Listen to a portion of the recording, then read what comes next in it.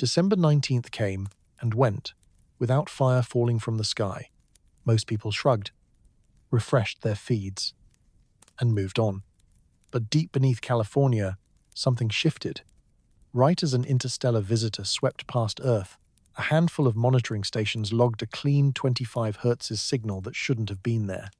And hours later, faults that had sat quiet for decades bled off a third of their stored energy in a single night. Coincidence, maybe. Or maybe December 19th wasn't the end of a doomsday story. Maybe it was the beginning of a quieter one. The kind that doesn't explode on camera, the kind that starts as a whisper in the data and only becomes obvious after the ground moves. Tonight, I'm going to walk you through what the headlines missed. The electromagnetic heartbeat of the planet, why 25 Hz matters, what it tends to show up around, and why a swarm under the Bay Area spiking right after that signal is the part nobody knows how to talk about. Because here's the unsettling truth: seismologists don't fear earthquakes the way the public does. They fear false certainty. They fear being wrong in public. So when something doesn't fit the model, the first instinct is silence. And sometimes, silence is not reassurance. Sometimes it's hesitation. Sometimes it's the sound of people waiting for more evidence, while the system underneath them keeps loading. Stay with me. By the end of this video, you'll understand why a harmless flyby and a minor swarm might be the most dangerous combination of all, not because it proves anything, but because it suggests the planet may have already started responding, and we're still arguing about whether the signal was real, or maybe we just watched the opening act of something much larger. Nobody in a lab coat wants to say it out loud, because the moment you do, you own the panic. But if the timestamps and traces are real, the pattern is hard to ignore. Stay with me through this investigation, because by the end, you'll understand why the silence from seismologists can feel more unsettling than any official warning ever could. And if this mystery pulls at you the way it pulls at me, subscribe, so you don't miss what comes next. Drop a comment with where you're watching from, your local time, and whether you think we're hearing the full story about what December 19th really meant for this planet. Part 1. 72 hours after the flyby, what just happened December the 19th came and went. You probably saw the headlines, maybe even laughed at the memes. Another cosmic near-miss. Another doomsday prophecy that fizzled into nothing. 3IATLAS passed Earth without incident. The experts said, no explosion, no impact, no apocalypse. Case closed. Move on with your life. But here's the thing about Earth. It doesn't perform on our schedule. It doesn't erupt on cue for cameras. This planet runs on timescales that make our news cycles look like the frantic twitching of insects. So if you think nothing happened on December 19th just because your streetlight stayed on, then you weren't watching the right instruments. Let me walk you through what appears to have unfolded. At 0240 Coordinated Universal Time on December 19th, 2025, 3IATLAS reached its closest approach. A lonely visitor from beyond our solar system, racing past at a speed that makes human engineering feel small. And at that exact moment, if the logs are to be believed, something odd rippled through Earth's electromagnetic environment. A tone. Clean. Narrow. Persistent. 25 Hz. Not the usual chaotic smear of lightning pops and atmospheric noise. This was structured. Deliberate looking. At least on a graph. Most people have never heard the phrase Schumann resonance. And honestly, you don't need a textbook to follow this. Just know this: the space between Earth's surface and the ionosphere acts like a vast resonating chamber. Lightning excites it constantly, creating a low, global hum that circles the world.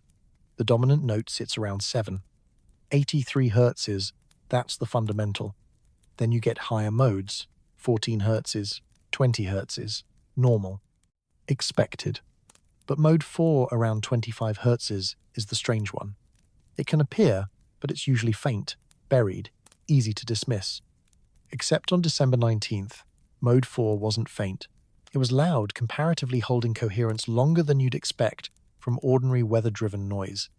For hours, that band stood out in a way that made some analysts do a double take. The timing was razor close to the flyby window. And then, just as abruptly as it rose, it faded back into the background. Like a hand lifting off a piano key. Now here's where the story gets uncomfortable. Because after that peak, seismic activity beneath California began to climb. Not instantly, not during the flyby itself, but in the window afterward. The San Ramon area, part of the Greater Bay region, had already been murmuring with a modest swarm for weeks. That happens. Small quakes chatter all the time. Stress releases gradually. The earth breathes. Except that night, it didn't breathe. It gasped. In the hours following the stronger 25 Hz's appearance, the swarm's energy release jumped hard. Researchers watching the sequence noticed something that didn't fit the usual slow bleed behavior. Roughly a third of the swarm's cumulative energy seemed to discharge in a single night. Not necessarily one monster quake, but a surge in total output, small events stacking fast like a crowd that suddenly stops whispering and starts chanting. And when I say energy, I'm not talking about magnitude alone. Magnitude is one voice. Cumulative seismic energy is the whole room. One person shouting can be dramatic. 1,000 people murmuring can carry the same power. And that night, the murmur thickened into something sharper, almost urgent. You're probably thinking what you should be thinking: correlation isn't causation. Fair. Maybe the swarm was already approaching that release. Maybe the 25 Hz spike was unrelated. Maybe it was a coincidence wearing a scary mask. But before you dismiss it, sit with the timing. Sit with how tight the window is. Sit with the fact that similar odd signals before stress changes stories have surfaced in other regions, before other significant seismic episodes, sometimes real, sometimes disputed, often messy. And then ask yourself why almost nobody mainstream wants to touch this with a 10-foot pole. That silence should bother you, not because it proves a conspiracy, but because it reveals discomfort. Seismology has a haunted history with precursors. Too many false alarms, too much public panic, too much career risk. So when something looks anomalous, the safest move is to wait. Collect more data. Don't speculate. Don't alarm. And definitely don't hint that an interstellar object could have nudged anything deep in the crust, even indirectly. But what if waiting is the wrong instinct? What if December 19th wasn't the event, but the ignition? What if that night didn't finish anything? What if it started a slow transfer energy threading itself through a network of locked faults, searching for the easiest exit like water through hairline cracks? Because Earth doesn't explode on cue, it accumulates, it stores. And when it finally releases, the warning signs often look obvious only in hindsight. Either we weren't watching the right instruments, or we were, and we didn't like what they seemed to be whispering. So no, December 19th didn't end with ash and sirens. It ended with a signal and a spike. And if you think that's less dangerous, then you don't understand how earthquakes really work. The drama often arrives later, days later, weeks later, sometimes after the headlines have already moved on. The question isn't whether something happened. The question is whether it's still happening quietly, right now, and whether we'll recognize the next sign before the ground decides to speak louder. Part 2, Mode 4.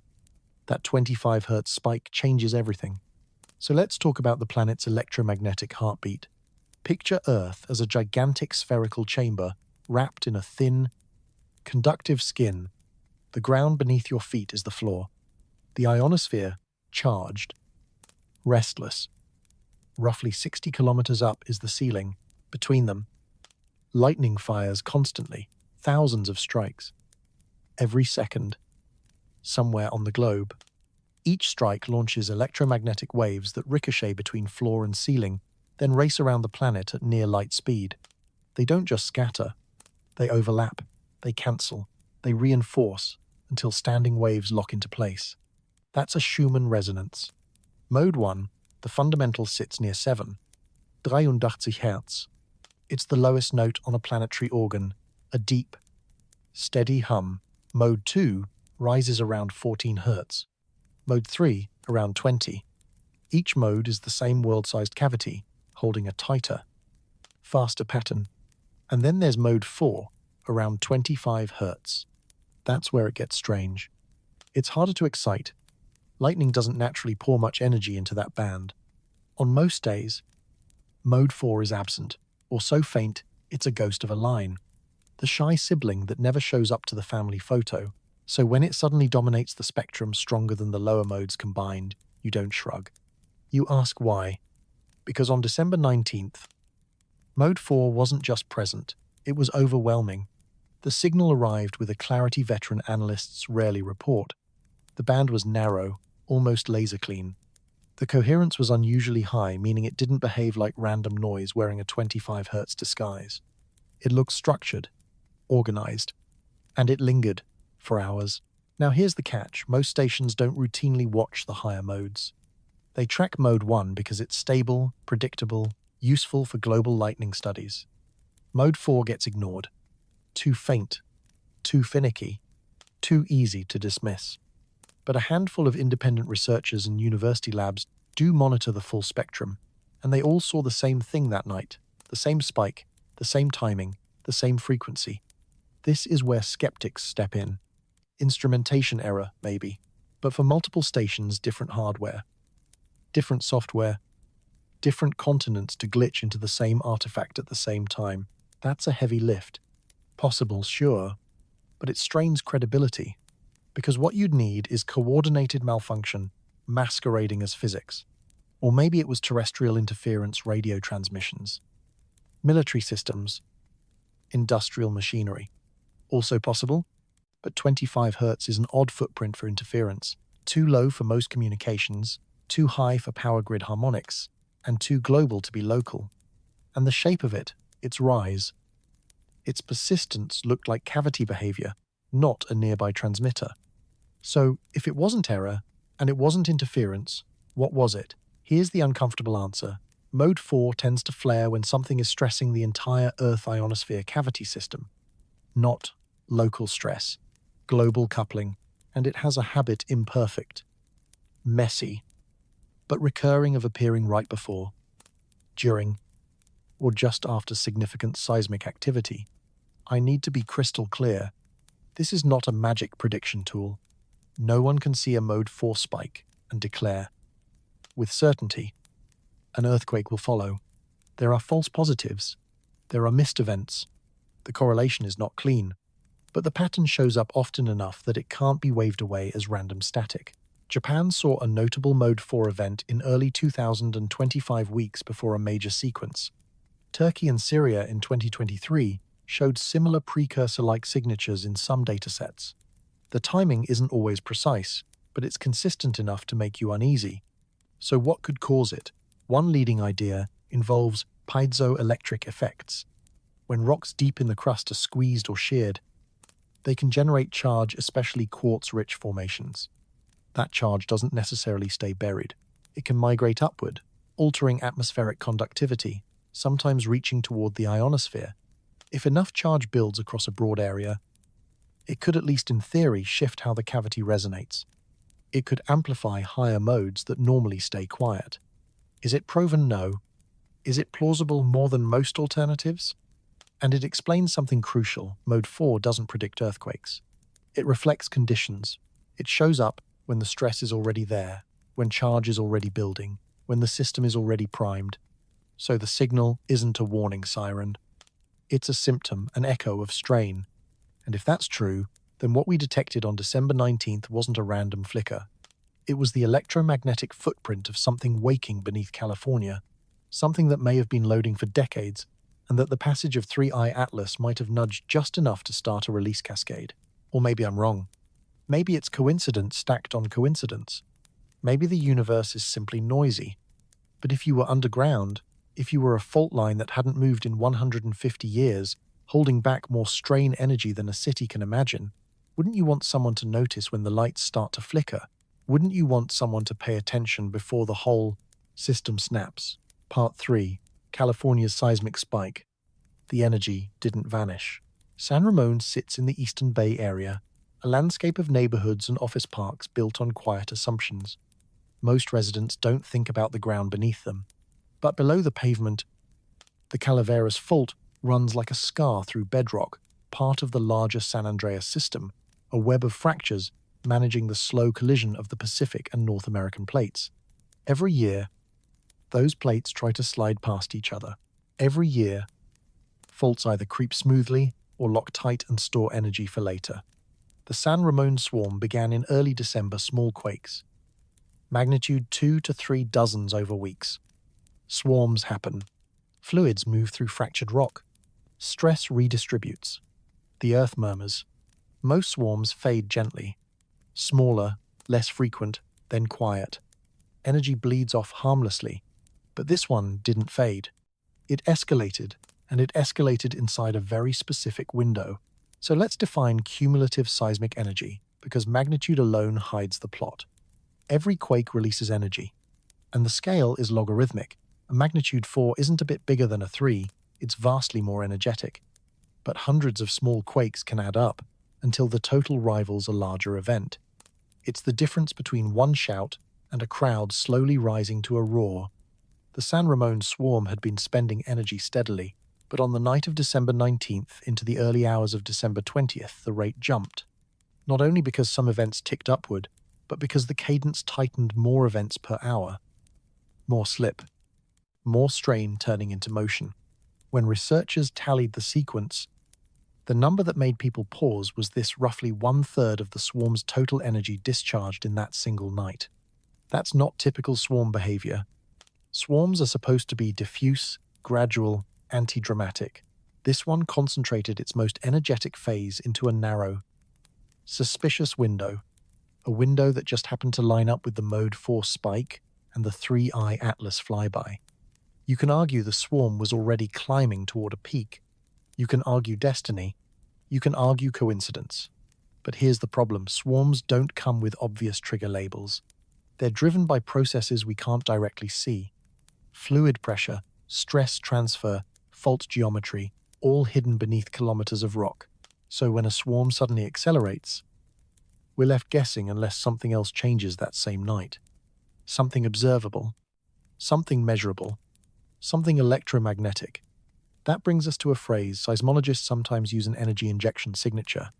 It describes patterns where an external push, small but well-timed, nudges a fault system into behaving differently. Think of pushing a swing, timed right. A gentle shove becomes amplification, timed wrong. It does nothing. Faults can be similar if a system is already near failure. Even minor stresses can trigger slip earlier than it would have occurred naturally. What counts as external tidal forces? Barometric pressure shifts, distant earthquakes sending waves through the crust, and more controversially, electromagnetic coupling. If the piezoelectric idea is even partly right, then a strong Mode 4 episode could reflect a real electrical environment in the crust. Electric fields interacting with conductive fluids, fluids shifting pressure within fractures, pressure changes triggering slip. It sounds like science fiction until you realize each link is individually plausible. Rocks can generate charge under stress. Fields can move fluids. Fluids can trigger quakes. The only question is whether those links aligned on December 19th. And there's one more thing you need to hold in your mind. Swarms can be precursors. Not always. Not even often. But sometimes, a swarm can be a fault system testing itself, probing weak points, redistributing stress before a larger rupture. Loma Prieta, in 1989, had increased regional activity beforehand. The 2014 South Napa quake had foreshock-like signals. 2.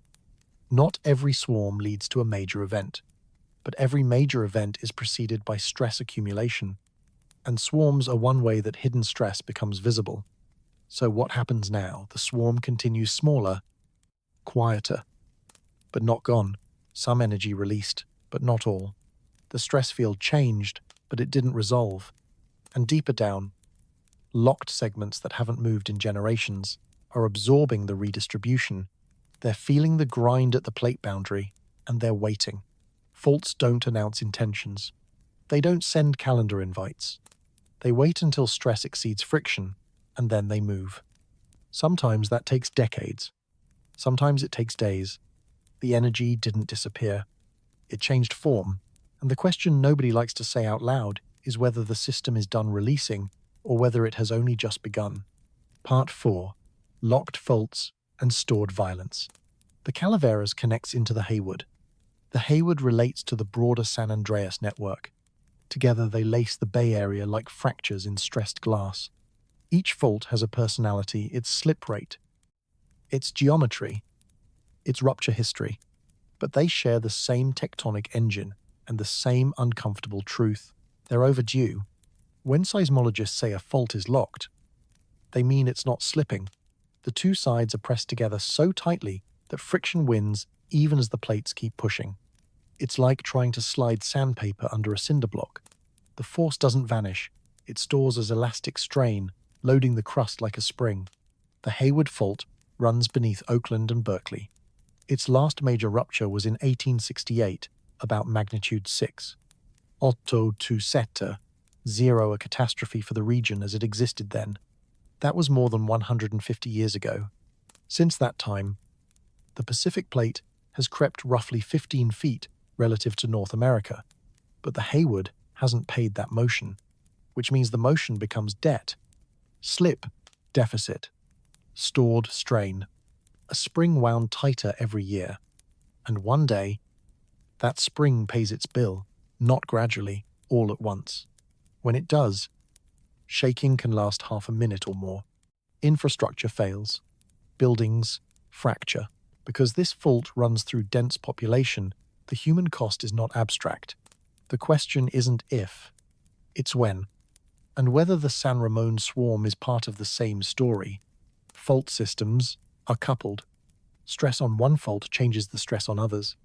When Calaveras releases energy in a swarm, some of that stress can transfer toward neighboring structures, including Hayward, depending on geometry and depth. It's not one-to-one. It's not simple, but the principle is, real earthquakes don't happen in isolation. They rearrange the stress map for everything nearby. And this is where the foreshock problem becomes a nightmare. After a big quake, you can look back and label earlier tremors, foreshocks. Before it happens, you can't tell foreshocks from background noise. Every swarm might be a warning, or nothing at all. The data only tells the truth after the fact. So modern models use probability. They blend historical intervals, slip rates, and current seismicity into risk estimates. For the Hayward, that famous figure about a 63% chance of a magnitude 6, 7+ event by 2043 still hangs in the air. But probability isn't a countdown clock. It doesn't promise a safe gap. The next quake could be tomorrow or 50 years from now. That number is an average, not a schedule. And here's what those models generally don't include: external triggers. They assume the system evolves under its own internal physics. They don't model electromagnetic coupling in any robust way. They don't fold in solar wind variability. And they definitely don't include interstellar flybys as a meaningful variable. Should they? That's the uncomfortable question. Because if the mode force spike and the seismic surge truly share a root cause, then current risk may be a moving target, not a static forecast. Maybe not by a dramatic margin, but when millions live atop locked faults, even small shifts matter. And here's the other truth. Magnitude 7 earthquakes don't appear from nowhere. They require very specific conditions, long locked segments, high strain, and a rupture path that can propagate without stopping, sometimes jumping, sometimes cascading, until the system finally gives way. Maybe not by a huge margin, but when the difference between 63% and 70% sits over millions of lives, it stops being a statistic and starts being a weight on the map. And here's the part most people miss. A magnitude 7 quake doesn't come out of nowhere. It needs the right ingredients, a long fault segment locked tight, strain stacked year after year, and a rupture path that can run from one segment to the next without stalling. The Bay Area has all of that. Locked faults, high strain, and a geometry built for dominoes, where rupture on one fracture can shove the next closer to the edge. It has happened before. The 1868 Hayward rupture may have been nudged by stress changes from earlier events nearby, and 1906 on the San Andreas didn't just shake a city, it rewrote the stress field across the entire region, like someone erasing a chalkboard and starting over. These aren't isolated disasters. They're turns in a long conversation between the crust and the plates, a conversation spoken in fracture and slip, in quiet loading and violent release. And right now, the crust is whispering. The San Ramon swarm is part of that whisper. The Mode 4 signal is part of that whisper. The question is whether we're listening closely enough to recognize the tone before it changes. Because when the Hayward finally moves, it won't whisper, it will scream, and by then, the only option left is survival. Part 5. When the planet resonates, humans notice. In the days after December 19th, a strange set of reports spread online: sudden migraines, vertigo out of nowhere, tinnitus, that sharp, stubborn ringing that refused to fade. Most of it got brushed aside as coincidence, stress, or the familiar static of the internet, amplifying ordinary discomfort. But when enough reports cluster around the same date, from the same region, you have to at least ask the uncomfortable question: could a 25 Hz electromagnetic surge touch human biology? The short answer is maybe. The longer answer is messy, controversial, and quietly unsettling.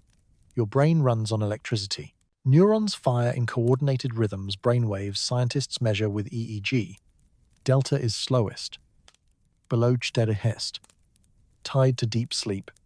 And even that sleep rhythm is still an electrical song.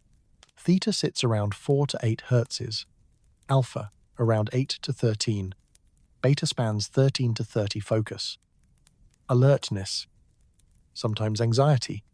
Now notice the overlap. The Schumann fundamental near 7, 83 Hz sits right on the theta alpha border, and mode 4 at 25 Hz lives inside the beta range. That doesn't prove anything, but it explains why the idea won't die. Our nervous systems evolved under this sky, in this field. We've been bathed in Earth's background electromagnetic hum for millions of years. Some researchers think neural rhythms can entrain, syncing the way two metronomes on the same surface eventually fall into step. Frequency entrainment is real in controlled settings. The debate is whether nature can do it at scale, and whether we'd even notice if it did. So imagine your brain cruising in that familiar 7, 83 Hz backdrop, and then a stronger, cleaner, 25 Hz tone suddenly dominates. In theory, your system might try to lean toward it. Beta rhythms are tied to thinking and vigilance, and for some people, to tension. A sustained beta range shove could push the mind into a state it didn't ask for, especially at night, especially in a body already running hot with stress. The outcome could look ordinary: insomnia, irritability, headaches, the kind of symptoms nobody takes seriously until too many people report them at once. But here's the catch: it's still a hypothesis. No one has proven that Schumann variations reliably affect cognition or health. Studies are often small, hard to replicate, easy to confound. Skeptics point to placebo, mass suggestion, or other environmental factors like weather shifts and anxiety. And they're not completely wrong. The human brain is a pattern machine. Tell someone an electromagnetic field might cause pain, and many will feel pain even if nothing changed. That's why double-blind studies matter. That's why anecdotes, even thousands of them, aren't the same as evidence. But there's another truth: absence of evidence is not evidence of absence. Medicine has dismissed real syndromes before chronic fatigue was waved away as psychosomatic until biology caught up. Fibromyalgia. 2. Again and again. The tools arrive late, and the suffering arrives early. So, when people report feeling off after December 19th, symptoms that sound like electromagnetic disturbance, we really have three choices: dismiss everything, believe everything, or hold it in suspension, admitting we don't know yet, while still taking the pattern seriously enough to watch it. If a mechanism exists, it might work like this. Electromagnetic fields penetrate the body. Low-frequency fields penetrate more effectively than high-frequency ones. And the body, in a sense, becomes a tiny receiver sitting inside a much larger wave. At 25 Hz, the wavelength is enormous, about 12,000 kilometers, meaning your body is basically a point in a broad, uniform field. That field can induce weak currents in tissue. They're tiny, far weaker than your neuron's own signals, but they're real. And if those induced currents are coherent and sustained, they could bias timing, not control it, just nudge it like a rhythm. You didn't choose quietly tapping on your nerves, like background music changing your mood before you realize it's playing. Subtle, subclinical, but across millions of people, even a small effect can appear as a cluster of reports. And there's another angle people rarely mention: the pineal gland deep in the brain. Tied to melatonin has been reported to contain magnetite crystals. Yes, magnetic material. Birds use magnetite to sense Earth's field. Some researchers suspect humans may have faint, vestigial sensitivity. If melatonin timing is even slightly field responsive, a strong electromagnetic event could disturb sleep rhythms. Again, speculative. Again, not proven, but not impossible. And if it's happening, it's not danger like ionizing radiation. It's not shredding DNA or killing cells. It's resonance. It's biology vibrating at a rhythm it didn't consent to and across a population. That dissonance becomes noticeable. The planet rang like a bell on December 19th. Some people may have felt it not because they're mystical, but because their neurochemistry happened to be reactive. And if the signal returns, if the seismic unrest continues, if mode 4 surges again, those same bodies may recognize it before the news does. A planetary stress echo, reverberating through flesh as much as through rock. Part 6. Earth as a charged system. Piezoelectric stress. Here's what most people don't realize: the ground beneath your feet is electric, not like wires and batteries, but like stone that produces voltage when it's squeezed. It's called the piezoelectric effect. And it's why quartz watches work. Press a quartz crystal. It generates charge. Release it. The charge fades. Reverse the stress. The polarity flips. Now scale that up, not one crystal, but billions, not a watch, but a tectonic plate under relentless pressure. The crust is full of quartz-bearing rocks, granite, sandstone, metamorphic formations, crystalline structures that can generate charge under stress. And that charge doesn't always stay trapped. It moves through pore fluids, through the rock matrix, along fractures like invisible rivers looking for an outlet. In extreme cases, it spreads outward from high-stress zones, following faults the way water follows a drainage network. Eventually, it reaches the surface, and when it does, it changes the atmosphere. Not dramatically, not like a thunderstorm, but enough to matter if you're watching the right instruments. The lower atmosphere is weakly conductive, especially near the ground where moisture and ions help carry charge. When charge leaks out, electric fields form. Those fields can ionize air molecules, creating plasma. You've heard the stories of earthquake lights, strange glows before big quakes. That's the image people point to rock stress, turning into sky-level electricity. But the charge doesn't have to stop at ground level. It can keep climbing. The ionosphere is highly conductive, charged by solar ultraviolet radiation. If ground-level charge perturbs that layer, it can alter conductivity through the whole atmospheric column, and that changes how electromagnetic waves travel around the planet. Which brings us back to Schumann resonances, standing waves in the cavity between Earth's surface and the ionosphere. Their frequencies depend on the cavity, size, and boundary conductivity. Change the boundary conditions, and you change the resonances. Increase conductivity in the lower atmosphere or the ionosphere, and higher modes become easier to excite. That's the feedback loop hypothesis. Tectonic stress generates charge, charge alters conductivity, conductivity reshapes resonance behavior, and resonance may even couple back into systems we don't fully understand yet. In this framing, the signal we detected isn't external. It's internal. It's the planet's electrical response to its own mechanical strain. Mainstream geology accepts the basics. Piezoelectricity is real. Stress charge is real. What remains debated is the scale, whether a local fault system can ever ring the entire cavity. Most geologists argue it stays local fields near the fault, maybe a few kilometers out, not planet-wide signatures. But what if scale depends on how close the system is to failure? What if a concentrated charge buildup can couple into the global resonant cavity under rare conditions? It's like striking a tuning fork. One impact point, one clean hit, and the whole room vibrates. The Earth ionosphere cavity is a tuning fork on a planetary scale. Strike it hard enough, in the right way, and the whole planet rings. There are reports, rare, controversial, Easy to ignore that hint at precedent.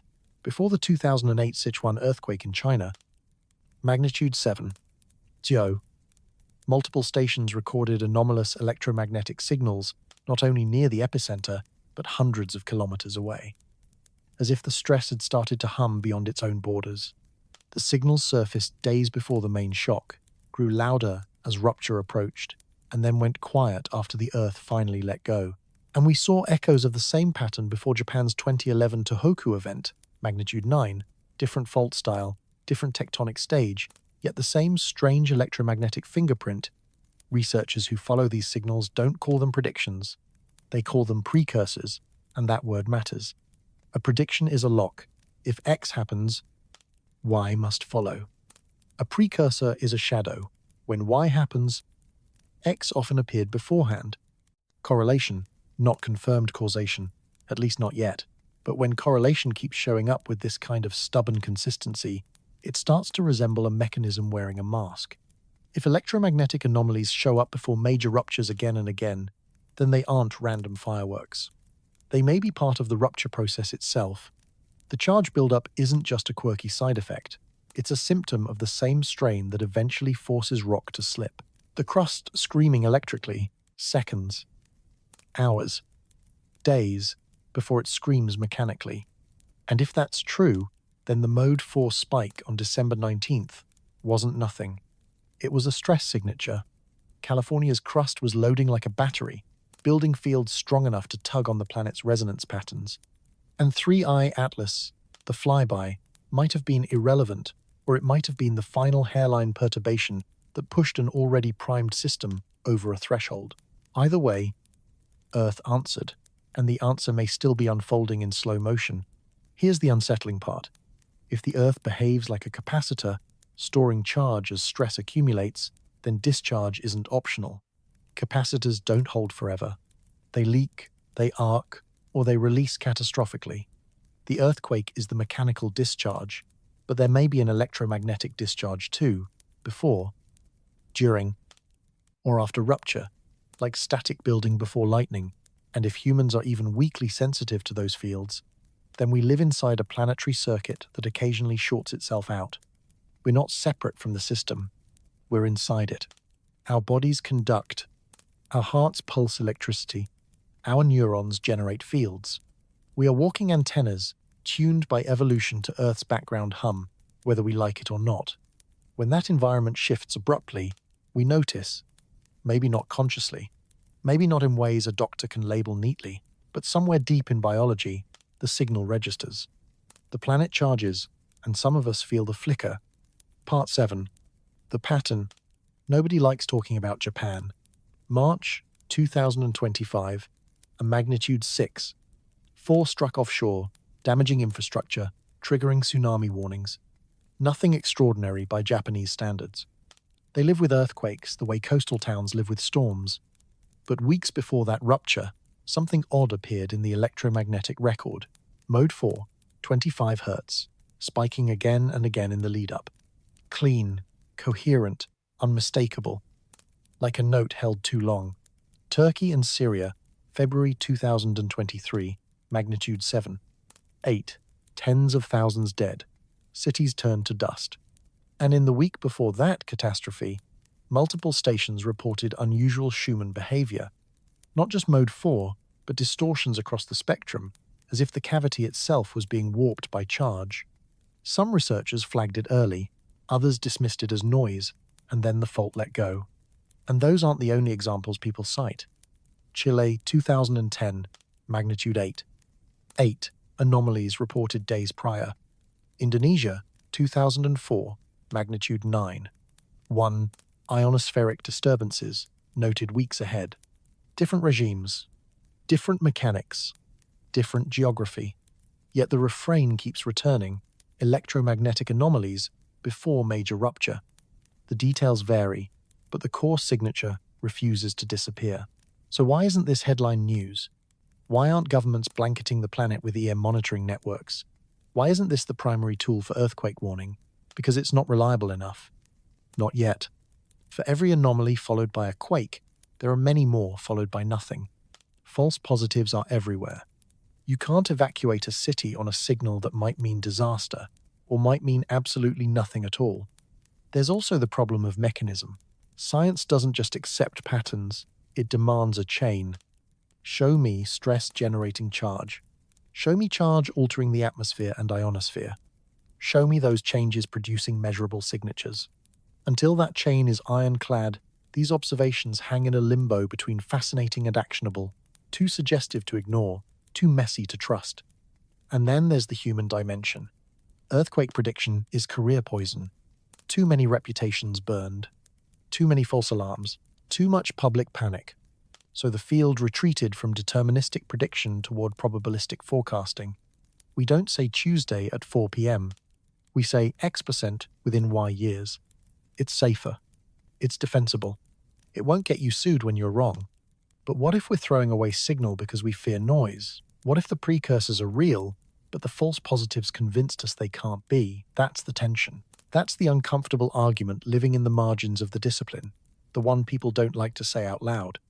A small subset of researchers keeps watching anyway, often outside the mainstream, often publishing in smaller journals, presenting at conferences traditionalists skip. They build independent station networks. They archive. They compare. They wait. Waiting for the dataset to become heavy enough that denial costs more than attention, and the December 19th signal fits their pattern with eerie precision. A clean mode force spike. A tight temporal relationship with accelerating seismic activity. Geographic alignment with a fault system already known to be under strain. If this were one event alone, it would be easy to dismiss. But it didn't arrive alone. It landed inside a longer story, years long, continent-wide, repeating. There's a concept in seismology called stress synchronization, the idea that faults may influence each other across distance through subtle effects not captured in standard models. Seismic waves from distant quakes. Tidal modulation changing friction. Even slight shifts in rotation redistributing stress. Controversial, yes. But the data keeps whispering that faults might not be as independent as we pretend. So what if electromagnetic coupling is part of that synchronization? What if charge buildup in one region alters the global electromagnetic environment, and that environment nudges other regions already near failure? It sounds like pseudoscience. It sounds like saying Earth has a nervous system. But planetary scale electromagnetic communication is real. Lightning in Africa can influence Schumann resonances detected in Europe. Solar storms striking one hemisphere cascade through the magnetosphere to the other. The Earth is electromagnetically unified in ways we are still learning to measure. So when mode 4 spikes globally, it may not be just California, it may be the entire planet slipping into a different electrical mood. And if other fault systems are already stressed, they feel the shift too. Not necessarily enough to trigger immediate rupture, but enough to change the timing, the friction, the threshold. The Earth doesn't fracture randomly. It fractures in patterns. And those patterns might be mediated by fields as much as by stress. That's where mainstream science gets uneasy, because it implies earthquakes aren't purely local events. They may be nodes in a wider network: stress, charge, coupling, feedback.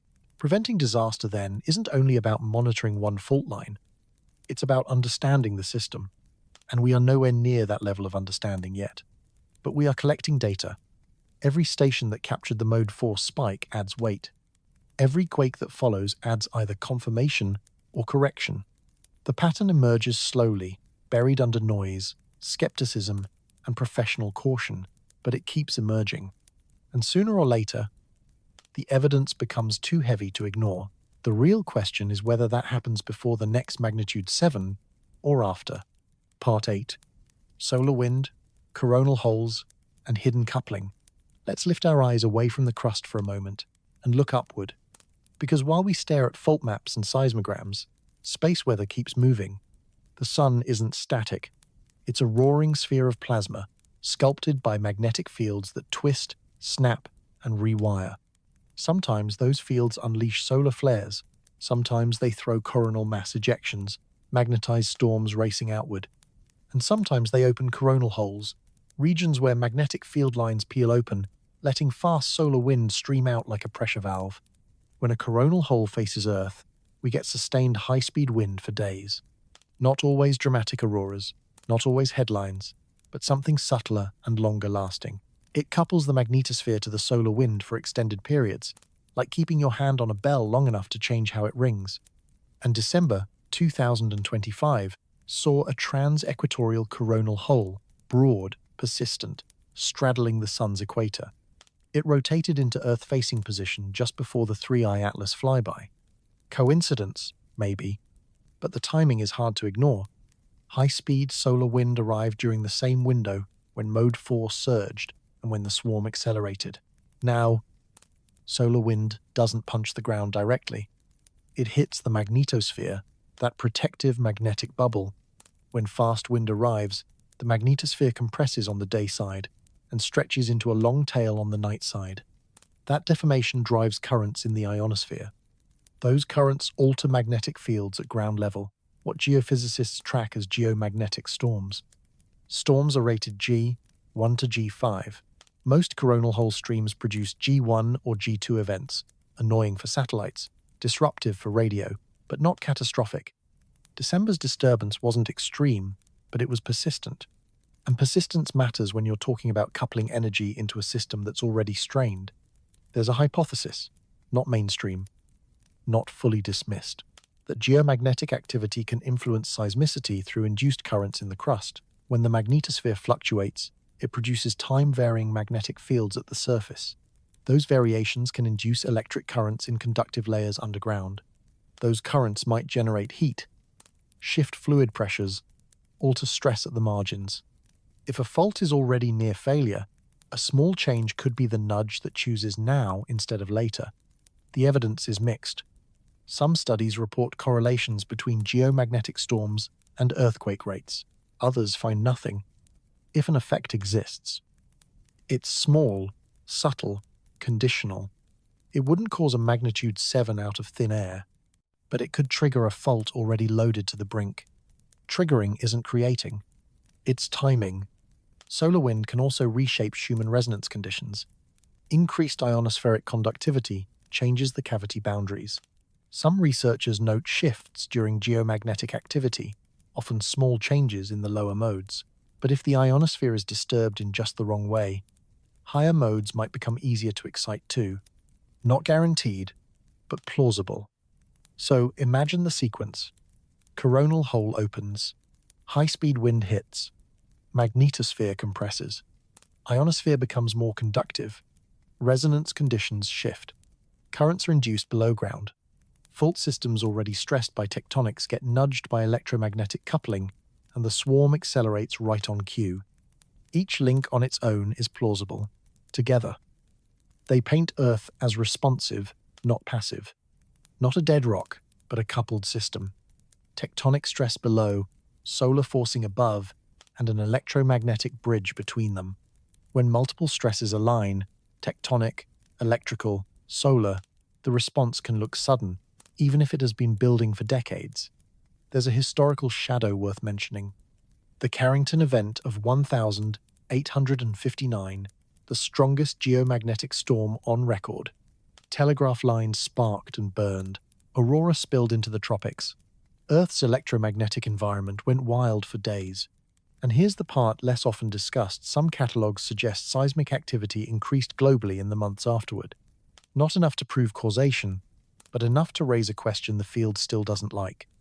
We haven't had another Carrington-class storm since, but we've had many moderate events, and during those windows, subtle correlations keep appearing in seismic datasets, faint enough to argue over, persistent enough to keep returning. And if December 19th sat inside one of those coupling windows, then what we saw may not have been one anomaly, but a convergence of stress, charge, and space weather, landing on a fault system already overdue, already tense, already whispering. Which means the real question isn't did something happen, it's what happens when the next coupling window arrives and the system is even closer to failure. That's why the correlations in the months after Carrington still haunt people who watch these graphs. Because even if the effect is small, small forces matter. When the fault is already loaded like a spring, earthquake rates nudge upward, just slightly. Swarm activity tightens, then intensifies. Fault segments that seemed asleep start to twitch. like muscles in a dream. It's not enough to make clean predictions, but it is enough to hint that the Sun-Earth connection runs deeper than we've been willing to admit. December's coronal hole wasn't extreme. It wasn't a doomsday engine, but it created conditions. It primed the system. And when 3IATLAS arrived, when the Mode 4 bands surged, when the swarm accelerated, those factors overlapped inside a narrow slice of time, like gears briefly meshing. Yes, correlation isn't causation. But when 3 or 4 independent correlations all point to the same hour on the clock, you start to wonder if you're looking at the outline of a mechanism we don't fully understand yet, a signature we haven't learned to read.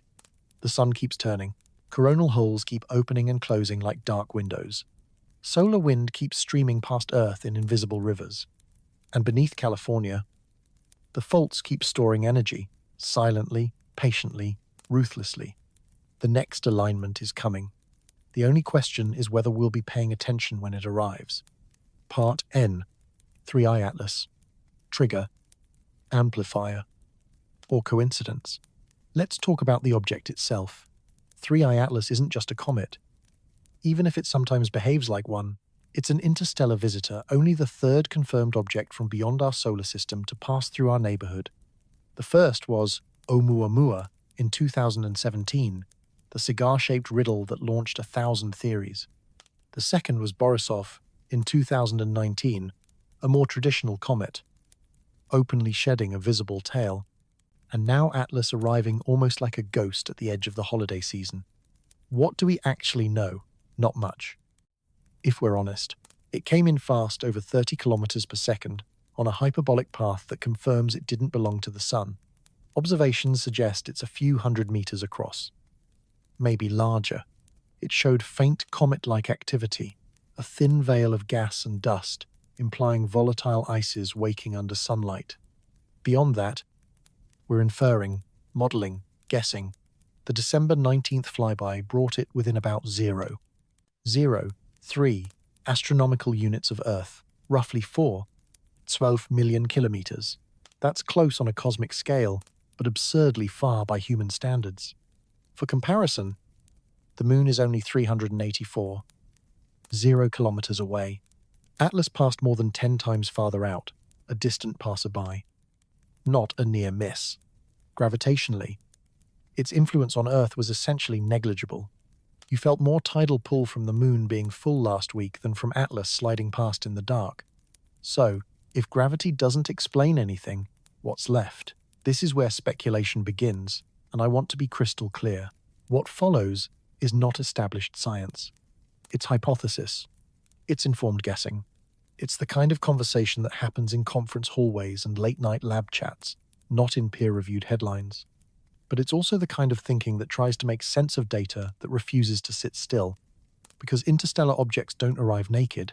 They carry a history, and sometimes they carry an environment with them. As Atlas plowed through the solar wind, it would have formed a bow shock compressed.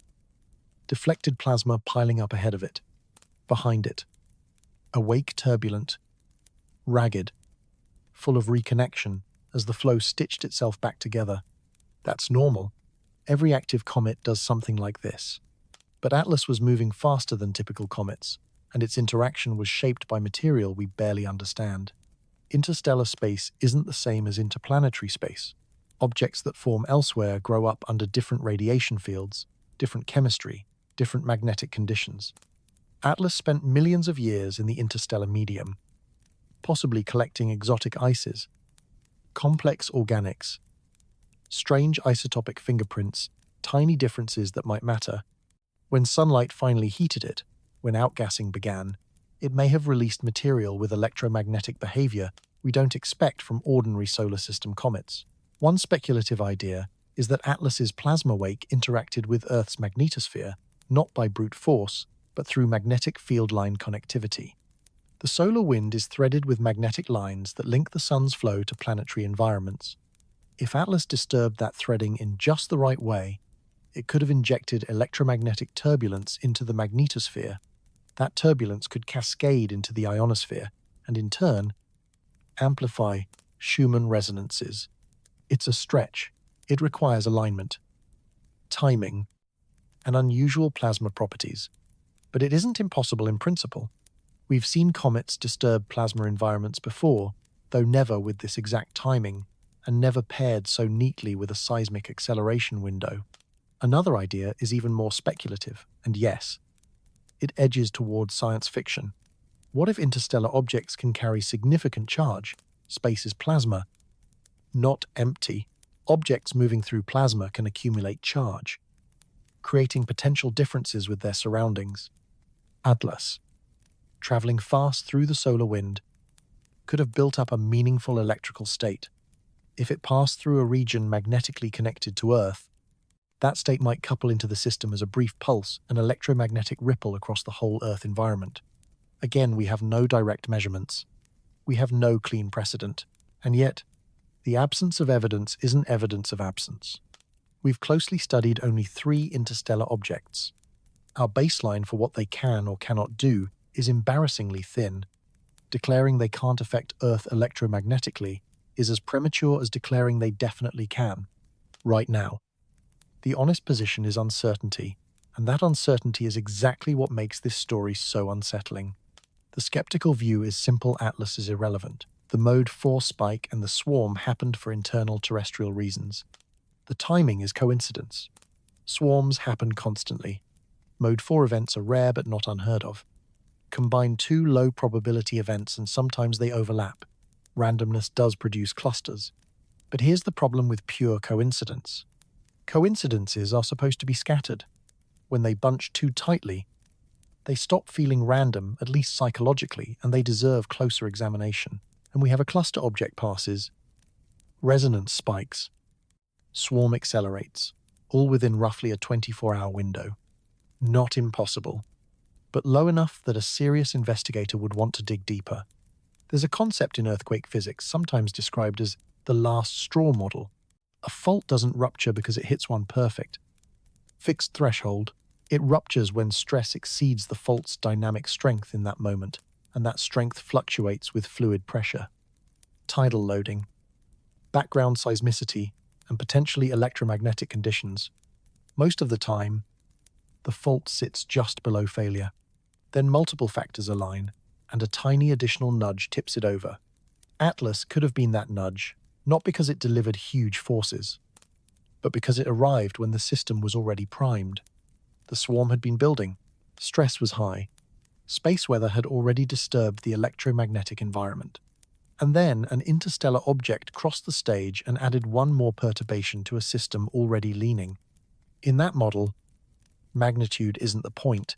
Timing is. Or maybe I'm reading too much into it. Maybe Atlas is a red herring, an elegant cosmic backdrop to a purely terrestrial process.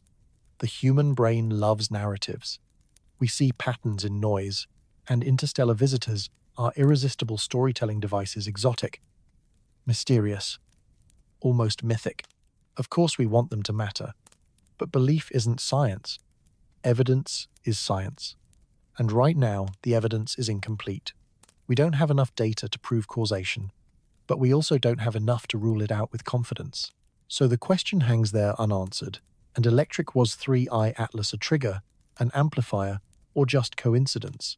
And if that answer matters, does it change how we prepare for what comes next? Part 10. The scientific blind spot. Here's a dirty secret about science: we usually only measure what we already believe matters.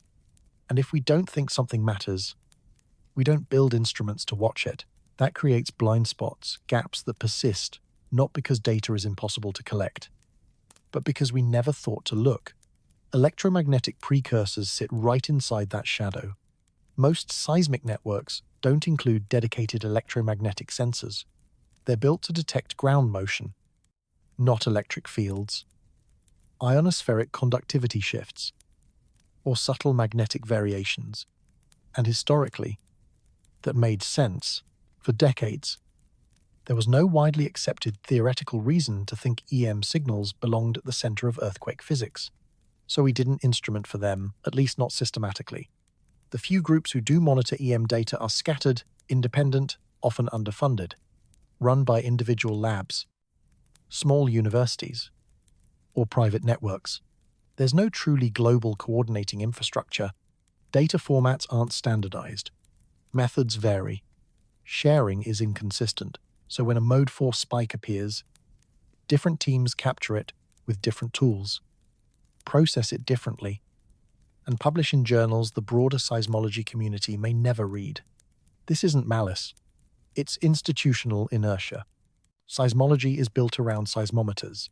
Space physics is built around magnetometers and plasma instruments. Atmospheric science is built around weather and ion sensors. Each field has its own vocabulary, conferences, and prestige lanes. Everyone praises interdisciplinary work, but doing it in practice requires funding, time, and collaborators who can translate across scientific languages without losing meaning. Funding bias makes it worse. Earthquakes kill people. So earthquake research gets money, but that money flows toward proven life-saving tools, hazard models, building codes, and early warning systems that use P waves arriving before S waves. Those approaches work. They save lives. Spending limited resources on speculative EM monitoring that might fail, that's a hard sell. Then there's the stigma. Earthquake prediction has a burned history. Too many charlatans. Too many public predictions that collapsed into embarrassment. Too many false alarms that shredded trust. So the field largely stepped away from deterministic prediction. Anyone who sounds like they're predicting becomes suspect naive at best, fraudulent at worst, and that suspicion bleeds onto precursor research. Even when it isn't making predictions at all, if you study electromagnetic signals before earthquakes, people assume you're trying to forecast dates. Conference proposals get rejected. Papers face harsher review. Funding gets colder. It becomes safer to study aftershock sequences, paleoseismology, fault drilling subjects that don't carry the taint of prediction. But here's what gets lost in that caution. Understanding precursors does not require claiming you can predict. You can document patterns without promising evacuations. You can build physical models for charge generation in stressed rock without announcing a countdown timer. You can treat EM signals as diagnostics like fever in medicine without pretending you can name the exact hour a patient will collapse. Precursors can be real and still not be reliable enough to call an earthquake. That nuance matters, and until we accept it, the blind spot remains. Topics that don't carry the taint of prediction. But here's what gets sacrificed in that caution. You can study precursors without pretending you can call the next quake. You can document electromagnetic signals that tend to appear before ruptures without claiming you know the date. You can build physical models of charge generation inside stressed rock without promising to evacuate cities or play prophet on television. That science still matters, even if it never becomes a practical warning system. And history is full of late recognitions like this. Plate tectonics was treated like fringe geology until the 1960 seconds. The idea that impacts could drive mass extinctions was mocked until the 1980 seconds. Sometimes mainstream resistance protects us from nonsense, and sometimes it delays the moment we finally see what was always there. The rejection isn't always wrong. Most fringe ideas are wrong, but occasionally the fringe is simply staring at a signal the mainstream has trained itself to ignore. So what are we missing? We're missing global electromagnetic monitoring with high temporal resolution and full spectral coverage. We're missing coordinated databases that stitch seismic, electromagnetic, solar, and atmospheric data into one living timeline instead of 4 separate archives. We're missing funding for researchers willing to chase long-shot questions for years without guarantees. We're missing institutional support for truly interdisciplinary work. And we're missing the humility to admit how much of this system we still don't understand. December 19th should have been a wake-up call, an anomalous signal, a seismic response, and an interstellar flyby converging in both time and attention. Instead of brushing it off as coincidence, we should be instrumenting the Bay Area like never before. Deploy electromagnetic sensors along the Hayward Fault. Monitor Schumann resonances continuously, not in fragments. Track solar wind in real time, and when the next swarm begins, when the next spike appears. Compare notes across disciplines while the data is still warm. That's not happening, not at the scale it should. The seismologists watch seismometers. The space physicists watch solar wind monitors. The atmospheric scientists watch ionospheric sounders. And nobody is truly talking to each other because there's no framework, no shared pipeline, no common dashboard for that conversation. So the data stays trapped in silos. And the pattern remains invisible to everyone except a handful of obsessive researchers who keep following signals mainstream. Science hasn't fully blessed yet. It's frustrating, it's short-sighted, and yes, it's dangerous. Because if electromagnetic precursors are real, if they reveal something about impending rupture that ground motion data alone can't, then we're flying blind by choice. We're ignoring a potential layer of information because culturally, institutionally, we decided it must be unimportant. And when the Hayward finally goes, when a magnitude 7 tears through the Bay Area, people will ask why we didn't see it coming. And the honest answer may be the simplest one: we chose not to look where the signal might have been. Part ons. January 6th to 9th. Alignment or amplifier. Let's fast forward a couple of weeks, January 6th to 9th. Lantenling Archeleo. Mark those dates. Because something subtle and unusual is happening in the solar system. And while it won't cause planetary chaos the way doomsday channels insist, it might matter more than skeptics want to admit. It's a planetary alignment, not a perfect ruler straight line. Because planets don't arrange themselves that neatly, but a rough clustering several major worlds occupying the same general stretch of sky as seen from Earth. Venus, Saturn, Jupiter, Mars, all gathered within a relatively narrow arc. It happens occasionally. It isn't rare. It isn't mystical. But it does have consequences, tiny ones. Measurable ones. Now let me be clear, planetary alignments do not cause earthquakes. The combined gravitational pull of the planets on Earth is minuscule compared to the Moon's tidal force. We're talking parts per billion. You could line every planet up in a flawless parade, and the extra tidal stress on Earth would still be negligible.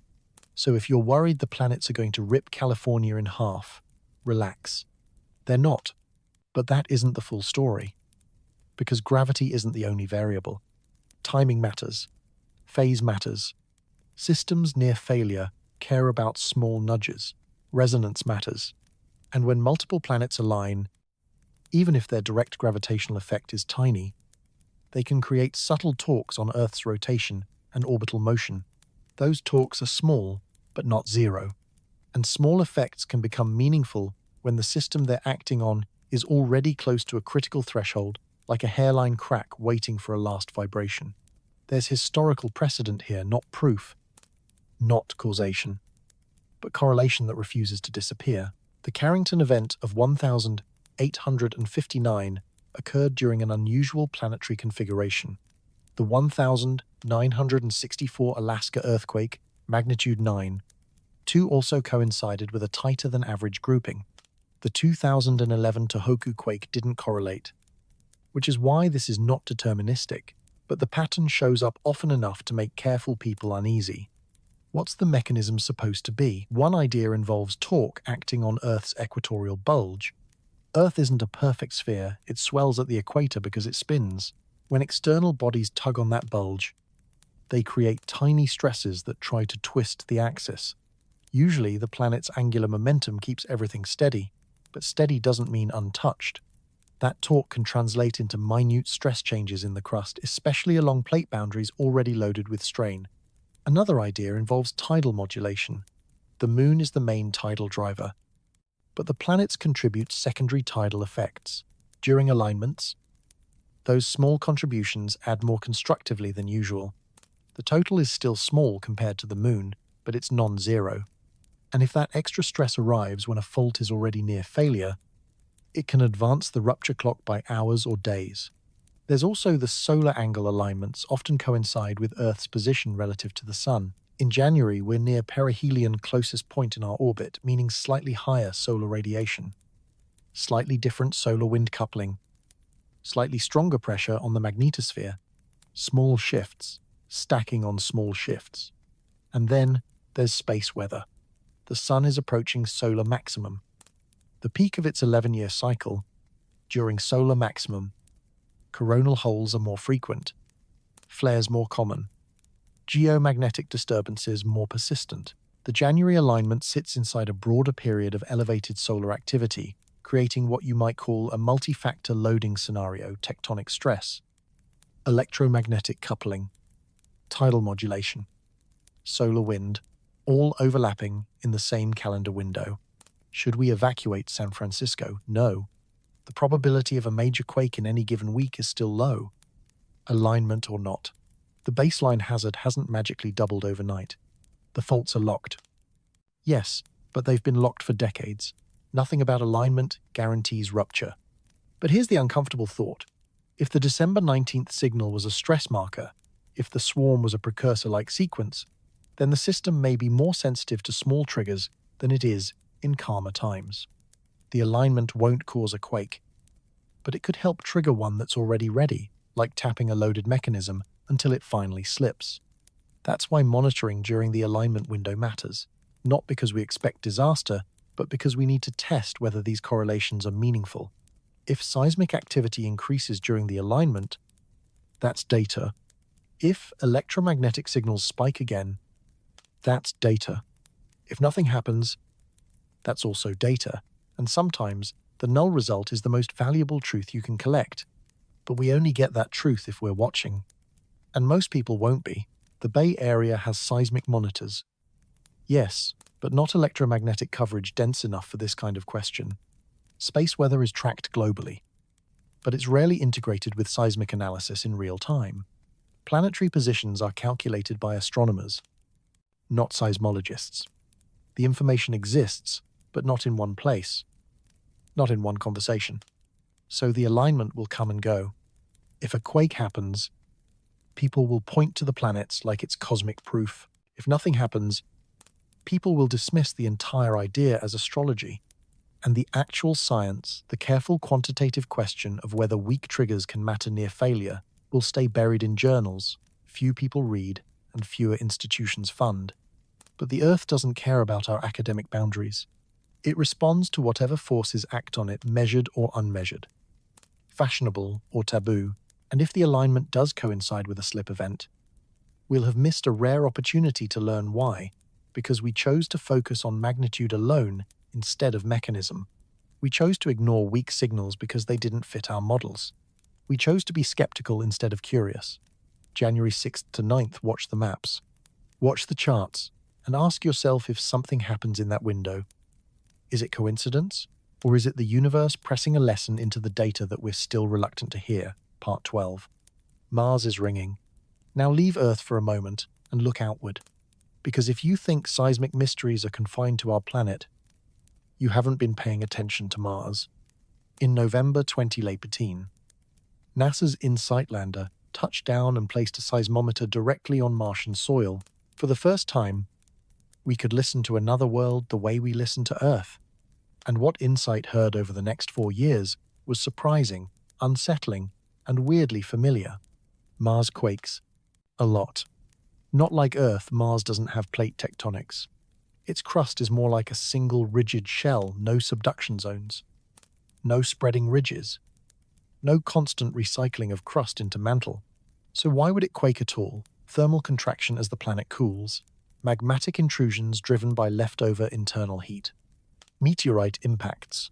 Those explanations account for some of it, but not everything InSight detected. Some Marsquakes were huge magnitude 5, larger than many scientists expected from a planet labeled geologically dead, and some came in clusters, swarms that lasted for weeks. Sound familiar, but here's the unnerving part. The energy didn't always align with obvious surface features. No clear faults, no visible volcanic vents, just stress releasing from deep underground for reasons that aren't cleanly mapped. InSight also detected something called the Martian hum, a continuous low-frequency vibration around 2 to 3 Hz, resonating through the planet's interior like a planetary heartbeat. Except Mars doesn't have a heart in the way we think of one. No strong global magnetic dynamo like Earth's. No tectonic engine grinding plates together. Just residual heat and stresses we're still learning to name. Why does this matter for our story? Because it suggests planetary scale resonance isn't unique to Earth. Mars has its own vibrations, its own background music, and those vibrations can respond to external forcing solar wind buffeting its thin atmosphere. Subtle tidal stress from Phobos and Deimos. The planet rings when struck, even when we can't fully identify what's doing the striking. And if Mars can resonate without plate tectonics, what does that say about Earth? We assume tectonic stress is the dominant driver of seismicity, and it is, but Mars reminds us that stress can accumulate and release through other pathways too. Thermal stress, rotational stress, deep interior adjustments, and possibly electromagnetic influences. Even if that part remains speculative, there's another angle. Mars's core is partially molten. InSight's seismic waves revealed layers that behave like liquid. That matters because even a weak interior can generate localized magnetism. Mars doesn't have Earth's global field, but it does have crustal magnetic remnants, ghost magnetism from an ancient dynamo.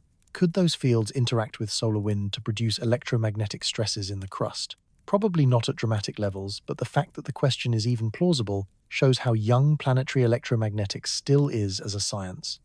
The broader point is simple. Seismic activity is not only about faults and plates, it's about stress accumulation and release. And planets can store stress in more than one way. Mars shows us what remains when you remove plate tectonics, but keep everything else. You still get quakes. You still get resonance. You still get puzzles that don't fit our favorite templates. And here's the kicker. InSight detected electromagnetic phenomena on Mars too, not Schumann resonances. Because Mars doesn't have the same stable ionosphere cavity, but transient electric fields tied to dust storms and solar wind interactions. Those fields can couple into the ground. Just like on Earth, whether they influence seismicity is unknown. But the physical pathway exists. So when we talk about Mode 4 on Earth, when we speculate about electromagnetic precursors and planetary resonance, we're not inventing magic.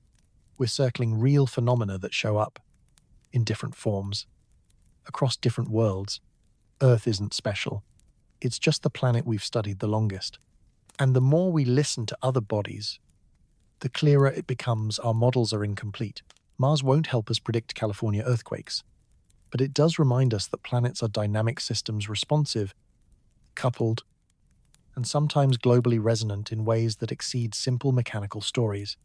Stress doesn't only live in rock, it can live in fluids, in fields, in resonant modes that span entire interiors. And when those modes are excited by internal processes or external triggers, the planet responds as a whole. InSight stopped transmitting in December 2022, its solar panels choked by dust and darkness. But its data is still speaking. Every fresh analysis seems to underline the same uncomfortable lesson. Planetary seismology is still a young science. Earth keeps surprising us. Mars keeps surprising us. And if we're wise, we'll learn the quiet warnings now before the next major rupture forces the lesson into headlines and rubble. Part Trees. Can AI see what humans miss? Let's talk about pattern recognition. Stress doesn't only pile up in rock like weight on a shelf.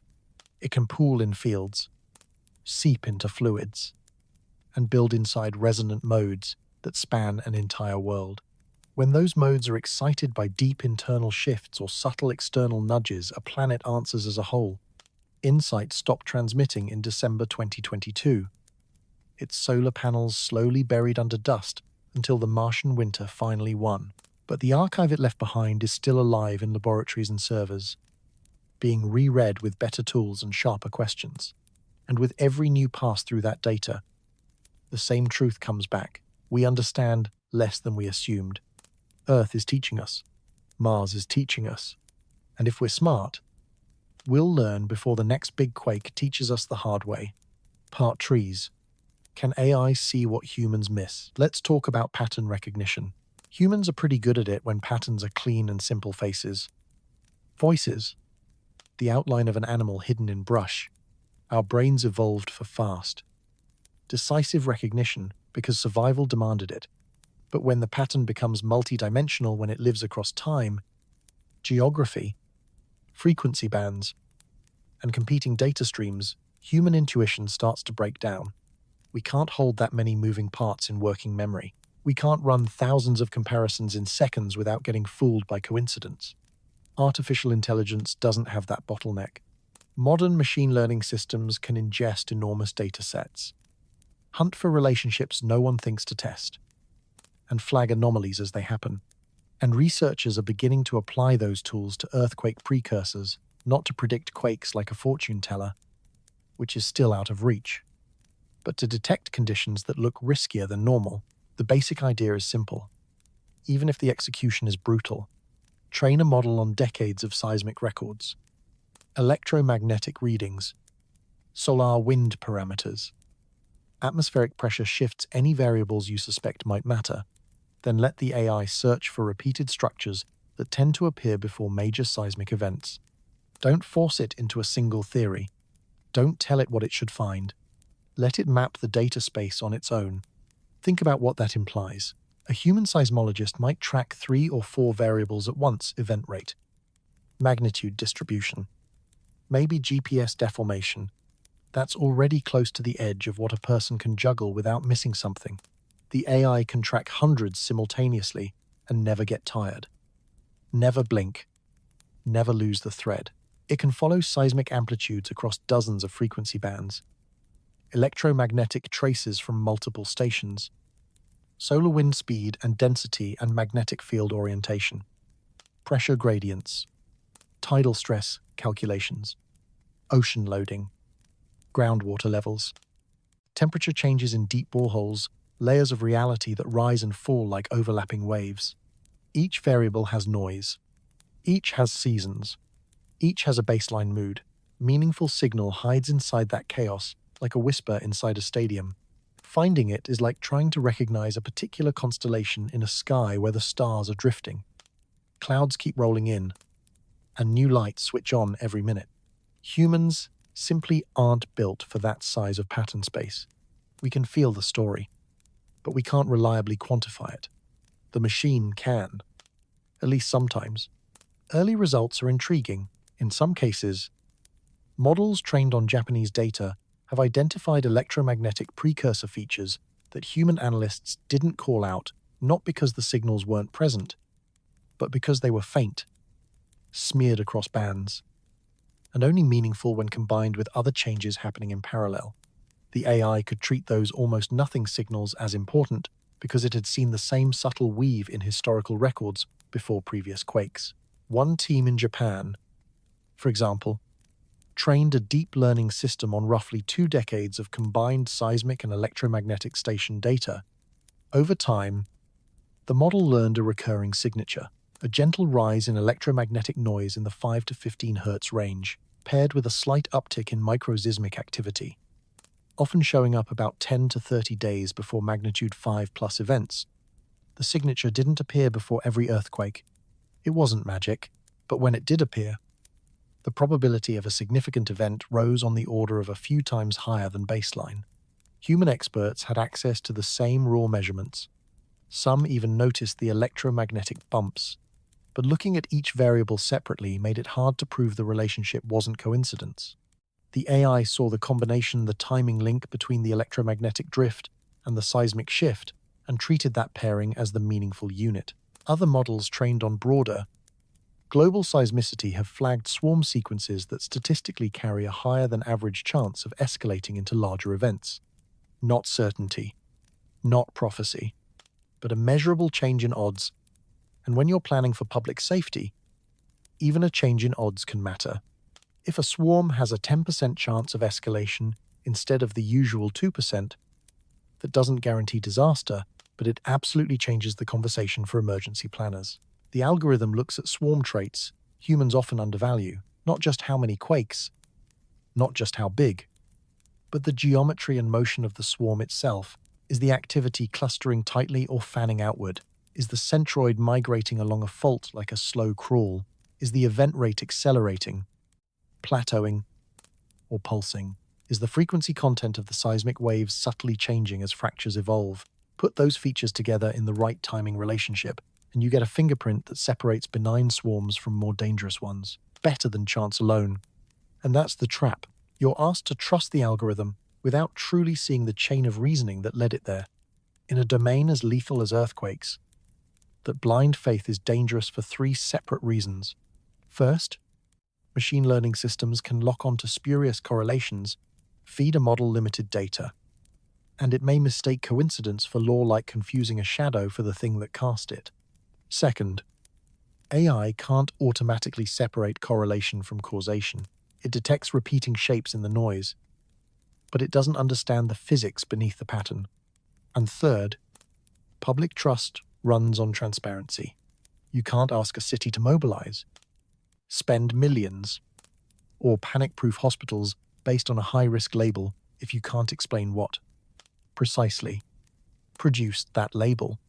Imagine standing in front of a city council, eyes narrowed, cameras rolling, trying to justify a full-scale emergency posture. You project the dashboard, a bright red risk score, a warning banner. The room goes quiet. Someone asks, "What's driving that?" You say, "A neural network processed 300 variables and matched a pattern consistent with elevated seismic risk." They ask, "Which variables?" You hesitate. You can't point to a single lever, a single smoking gun, because the model won't show its work. It just delivers the verdict. And that's usually where the conversation collapses, because decision makers don't fund mysteries. They fund reasons.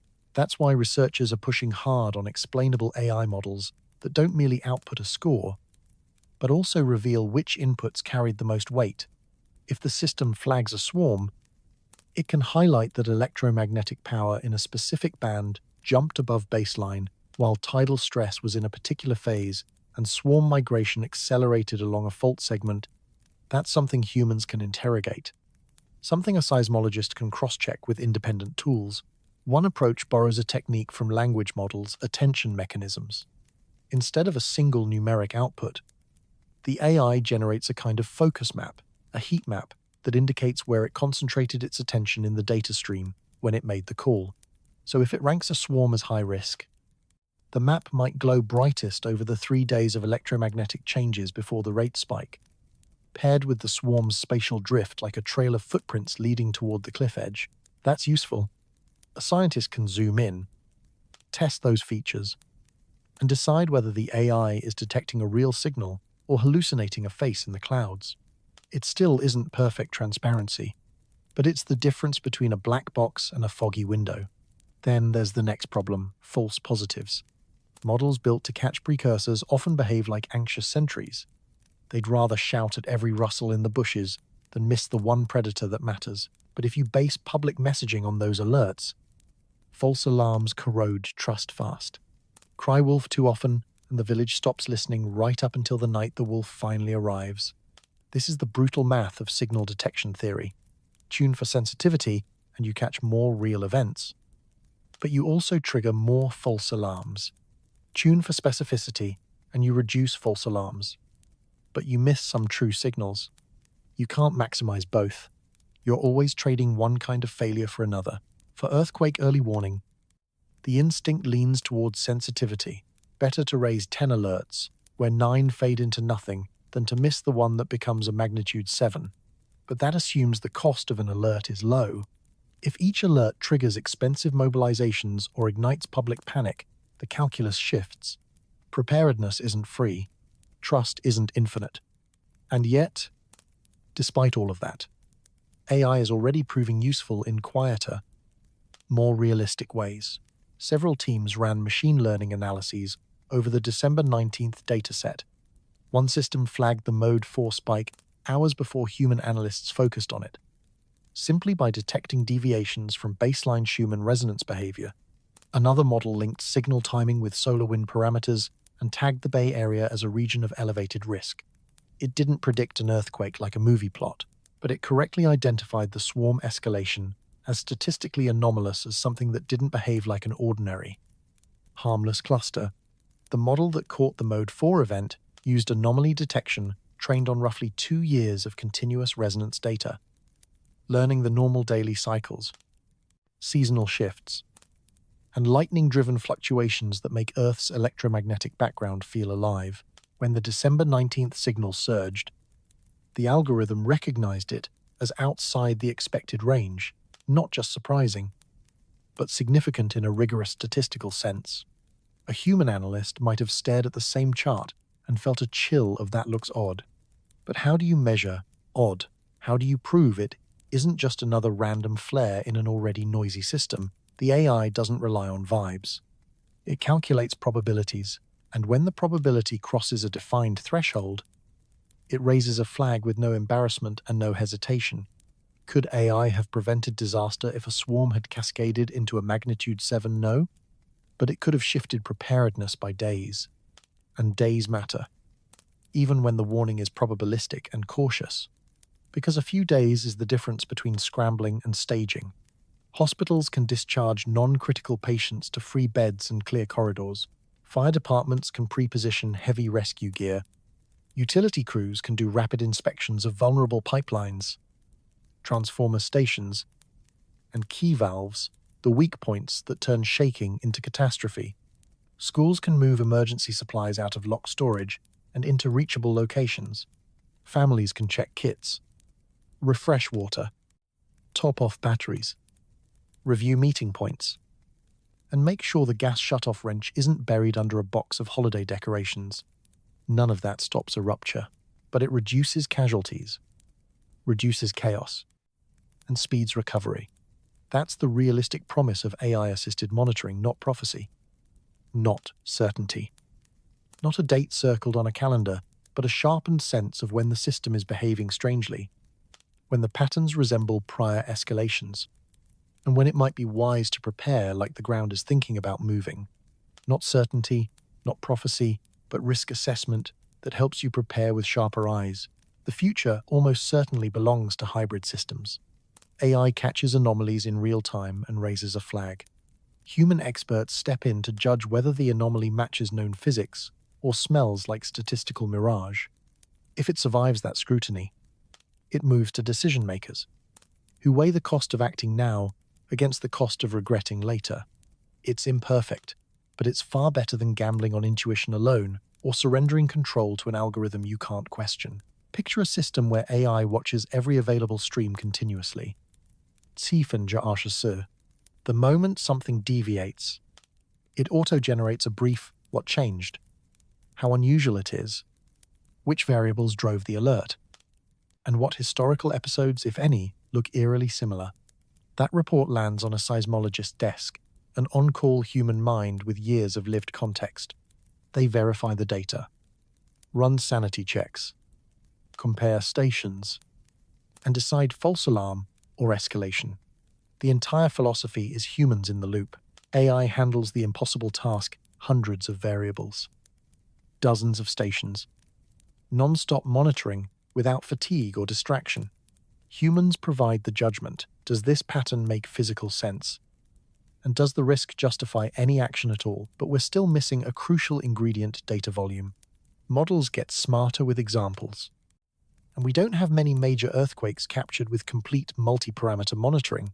Every new event becomes a lesson, to a calibration point, a way to shrink the fog of uncertainty. That's why the December 19th window matters.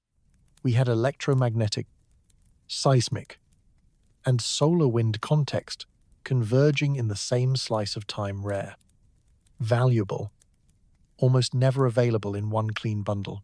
Most earthquakes happen under partial surveillance, strong seismic coverage, but no EM sensors or EM data with stations too far away, or a rupture that occurred before modern instruments were even installed. Every incomplete dataset is a missed chance to teach the next model what before truly looks like. But the landscape is changing slowly. More sensors are coming online. Sharing is improving.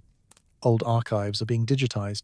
10 years from now, we'll likely have a training library rich enough that the patterns, if they're real, won't be hiding so easily. And when that library grows, the AI trained on it grows sharper, too better at separating a genuine precursor from ordinary planetary static. But there's an ethical shadow here. If an AI flags a high-risk period and authorities do nothing, are they responsible if disaster follows? And if officials act on a probabilistic warning and nothing happens, who answers for the disruption? Those aren't technical questions. They're societal ones, and we haven't settled them. The legal framework for AI-assisted decisions is still forming in real time. If a doctor uses AI to help diagnose cancer and the AI is wrong, who carries liability? The doctor, the hospital, the vendor. The developers' courts are still wrestling with that exact problem. Earthquake readiness faces the same dilemma. Evacuate on a machine-flagged anomaly and you may face backlash. Lawsuits. Political consequences. Ignore the flag and people die. And the consequences are darker. There's no safe option, only choices with different risks, different costs, different moral weights. Meanwhile, the technology is sprinting ahead of policy. Models are getting cheaper, faster, more accessible. Soon, independent researchers, maybe even well-meaning amateurs, will run their own risk assessments using public data and open-source tools. That democratizes the science, but it also opens the door to misinformation. Imagine panic sparked by a model someone misunderstood or deliberately twisted. YouTube fills with thumbnails screaming, "AI predicts magnitude 8 next Tuesday." But the model might actually mean a small probability bump over the next 3 months. Nuance collapses into a headline, and headlines become behavior. People panic. They flee. They hoard. They empty shelves and withdraw money. Then nothing happens, and trust in both AI and earthquake science takes another hit. So we need standards, frameworks for how AI outputs should be interpreted, how uncertainty is communicated, how models are validated, and how the public learns what these systems can and cannot claim. Above all, we need humility. AI is a tool, not an oracle. It can see patterns we miss, but it doesn't understand the planet the way a geophysicist does. The best outcomes will come from collaboration, human expertise, steering machine intelligence, and machine intelligence expanding what humans can notice. And when the next mode 4 spike appears, when the next swarm accelerates, the system will raise its flag again. The real question is whether we'll have the structures to evaluate it responsibly, whether we'll have the courage to act on probabilistic information, and the skill to communicate uncertainty without triggering panic or complacency. Part 14. Quantum Sensors and the Low-Frequency Frontier. Now, we step into the cutting-edge technology that exists in laboratories today, but hasn't been deployed at planetary scale. Quantum sensors, instruments that exploit quantum physics to measure signals classical devices can barely touch. Traditional magnetometers do their job, but at extremely low frequencies below 1 Hz, the signal can drown in drift, thermal noise, and environmental interference. In that low-frequency band where slow charge accumulation and deep crustal processes might whisper, the measurement becomes mud. The instruments wander. The world contaminates the reading. You can't reliably see weak magnetic variations when the sensor itself is fighting to stay stable. Quantum magnetometers play a different game. They use atoms, often rubidium or cesium, as the sensing element. You shine a laser, place the atoms in a magnetic field, and their quantum states shift in ways you can measure with astonishing precision. The sensitivity is almost unreal, down to changes on the order of femtotesla. A tiny fraction of Earth's background field. Let that sink in. Earth's surface field is about 50 microtesla. A quantum sensor can detect changes a billion times smaller, like hearing a single breath in a stadium of screaming fans, except the stadium is the planet's electromagnetic environment, and the breath is stress building in rock miles underground. And that's why it matters. It opens the low-frequency frontier. Slow processes charge accumulating in the crust.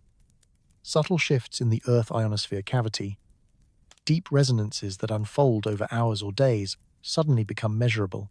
In theory, you could map stress not only through shaking and GPS strain, but through electromagnetic fingerprints that were previously invisible. A few groups are already experimenting with quantum magnetometers near active faults, building early networks that log variations continuously and hunt for anomalies that correlate with seismic behavior. Early field tests in places like Japan and Italy have produced tantalizing data signals classical magnetometers barely register. Whether those variations can ever support reliable forecasting is still unknown, but the patterns are compelling enough to keep scientists watching. In Japan, some deployments target the Nankai Trough, an overdue subduction zone capable of a devastating rupture. The sensors recorded magnetic variations appearing days before certain swarm sequences. Not every variation led to earthquakes, but if the preliminary reports hold, every earthquake in those samples was preceded by variations. That's the kind of asymmetry that grabs attention even in a skeptical room. Messy, imperfect, but suggestive. Italy shows a similar story in the Apennines, where moderate quakes are frequent and monitoring is dense. Magnetic anomalies often show up before seismic bursts, sometimes hours ahead, sometimes weeks. That wide timeline makes deterministic prediction impossible, but it can still make monitoring valuable, not evacuation, but heightened readiness. And then comes the big dream, satellite-based quantum sensing. Put these instruments in orbit, and you get a global map, no gaps. No wrong place at the wrong time. Every fault system, every tectonic boundary, monitored continuously. The data volume would be enormous, but that's exactly where AI thrives. Flag anomalies, correlate with seismic networks, integrate solar wind and ionospheric context, and generate probabilistic risk snapshots in near real time. The European Space Agency has floated mission concepts aimed at mapping Earth's magnetic field with unprecedented resolution, primarily for geophysics and space weather science, with seismic applications as a powerful secondary payoff. Now imagine what that would have meant on December 19th. Instead of a handful of ground stations catching Mode 4, you'd have continuous, global coverage. You could trace where the anomaly ignited, how it propagated, whether it coupled into the ionosphere uniformly or pulsed in regional waves. You'd have context we simply don't have today. But quantum sensors come with real problems. They can be fragile. They often require tight environmental control, temperature swings, vibrations, stray magnetic fields from power lines. Any of it can distort readings. Out in the field, those controls are brutally difficult. And yes, they're expensive, tens of thousands per unit, scaling to hundreds of millions for large networks. The engineering challenge is fundamental. Quantum sensors depend on maintaining delicate quantum states. Heat, emotion, electromagnetic clutter, these collapse coherence. In a lab, you can shield and stabilize everything. On a windswept ridge, next to a highway, under fluctuating weather, perfect conditions evaporate. Researchers are building ruggedized designs, compact units that tolerate wider temperatures, self-calibrate, and compensate for drift. Progress is real, but slow, and there's always a trade-off the tougher you make it. The more you sacrifice the very sensitivity you wanted in the first place. Then comes the hardest problem of all interpretation. Being able to measure something doesn't automatically mean you know what it means. Quantum sensors will pick up everything: lightning, solar wind disturbances, power grid harmonics, id strains, industrial equipment, groundwater drift, magma movement, cruise-style stress. Separating geological signal from human electromagnetic pollution, especially near major cities, becomes a massive modeling challenge. A sensor near San Francisco would be swimming in anthropogenic noise. Machine learning can help by learning what normal looks like for that location, daily cycles, seasonal changes, commuting hours, weather effects, then flagging deviations. But even then, you're making assumptions about what counts as signal and what counts as noise. If a genuine crustal precursor resembles industrial interference, the model might dismiss it as an artifact. And now we're standing on the edge of uncertainty again, only this time, with far more sensitive instruments. And then, the truly speculative frontier. Some researchers wonder whether stress-generated charge and electromagnetic fields could influence quantum states within certain materials in the crust in ways we don't yet know how to measure. Hints of coherence, subtle phase behavior, effects that sit at the border between condensed matter physics and geophysics. That's where the conversation starts to blur towards science fiction. But the impulse behind it is real if the planet whispers before it breaks. We want the tools sensitive enough to hear that whisper, and the wisdom disciplined enough not to mistake every echo for a prophecy. The hypothesis goes like this: minerals with strong magnetic character, magnetite, for example, might, under extreme stress, to preserve faint quantum-linked relationships across distances far larger than we'd normally allow. If that happened, it wouldn't look like magic. It would look like minute reshaping of magnetic field geometry. The kind of whisper a quantum sensor could notice. As if the rock isn't just cracking, it's signaling quietly before the mechanical failure arrives. Is any of that real? Honestly, we don't know. Quantum behavior in large, warm, messy systems is one of the most contested frontiers in physics. Most physicists will tell you thermal agitation ruins coherence almost immediately. At room temperature, atoms are being kicked and jostled non-stop, and delicate quantum states tend to collapse before they can travel anywhere meaningful. For many materials, coherence lives on the scale of nanoseconds, far too brief to match geological processes that stretch across hours, days, even seasons. And yet, a small minority argues that certain magnetic minerals might sustain correlations longer than expected under specific constraints. If they're right, it wouldn't be a footnote. It would rewrite geophysics from the ground up. If they're wrong, then it's just elegant noise dressed up as revelation. Testing it is brutally hard, because you must isolate potential quantum behavior from every other source of magnetic variation on Earth, lightning, power grids, solar wind, even trains and elevators. No one has cleanly proven it. No one has cleanly killed it either. The door stays cracked open, narrow, but not locked. And then there's the other reason this field feels strangely quiet: dual-use interest. Military and intelligence agencies want quantum sensors for entirely different purposes: submarine tracking, tunnel mapping, underground facility detection, wide-area surveillance. The same sensitivity that could listen for crustal stress could also listen for human movement. A quantum magnetometer capable of resolving tiny crustal signals is also capable of detecting the magnetic disturbance from a steel hull moving underwater, or vehicles traveling through a subterranean route. Metal displaces Earth's field in measurable ways. Scale the network, tighten the resolution, and you don't just have an observatory, you have a sensing grid. That's why parts of this research drift toward classification. That's why civilian grants sometimes die without clear explanation. Nations see strategic value here, and strategic value creates friction. Science wants openness. Security wants control. The tension becomes unavoidable. How do you push earthquake monitoring forward without simultaneously building a toolset that can be weaponized? But let's assume the technology matures anyway. Let's assume quantum sensors become affordable, rugged, and widely deployable. What follows is a new kind of visibility, a real-time map of Earth's electromagnetic mood. Precursors that are invisible today could become obvious tomorrow.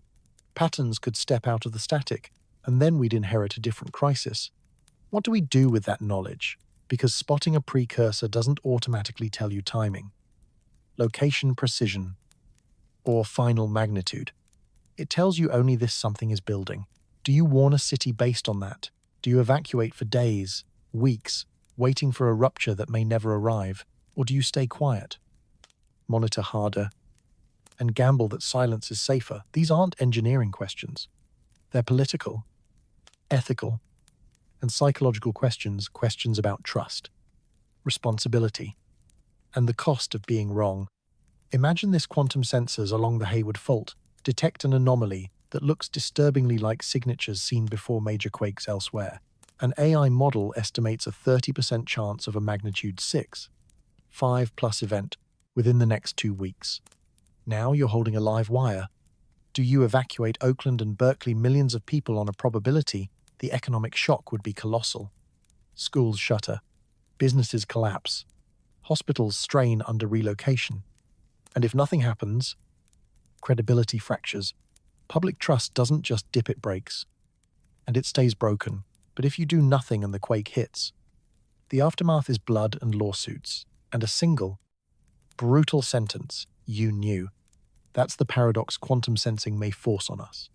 Better information doesn't always simplify choices. Sometimes it only makes the stakes impossible to ignore. And the sensors are coming.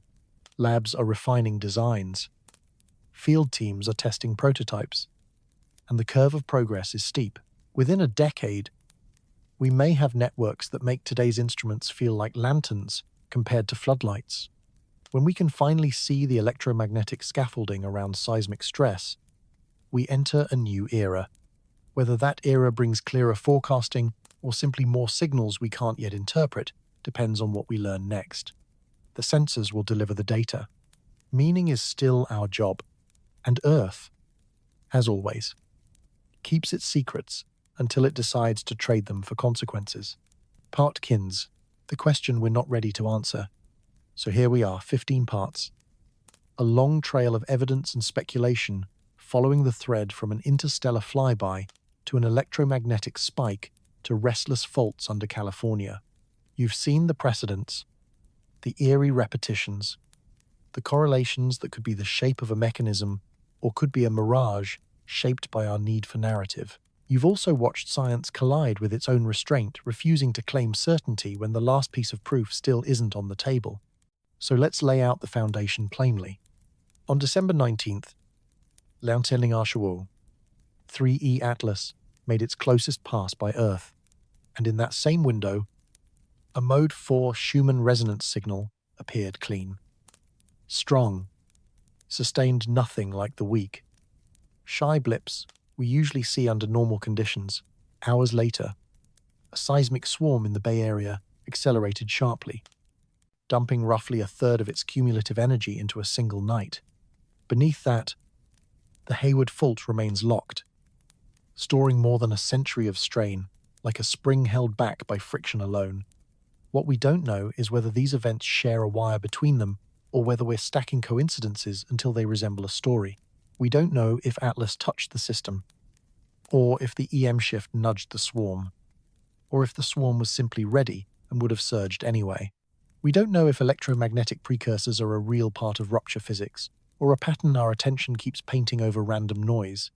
We don't know whether alignments matter, solar wind matters, or quantum hypotheses matter.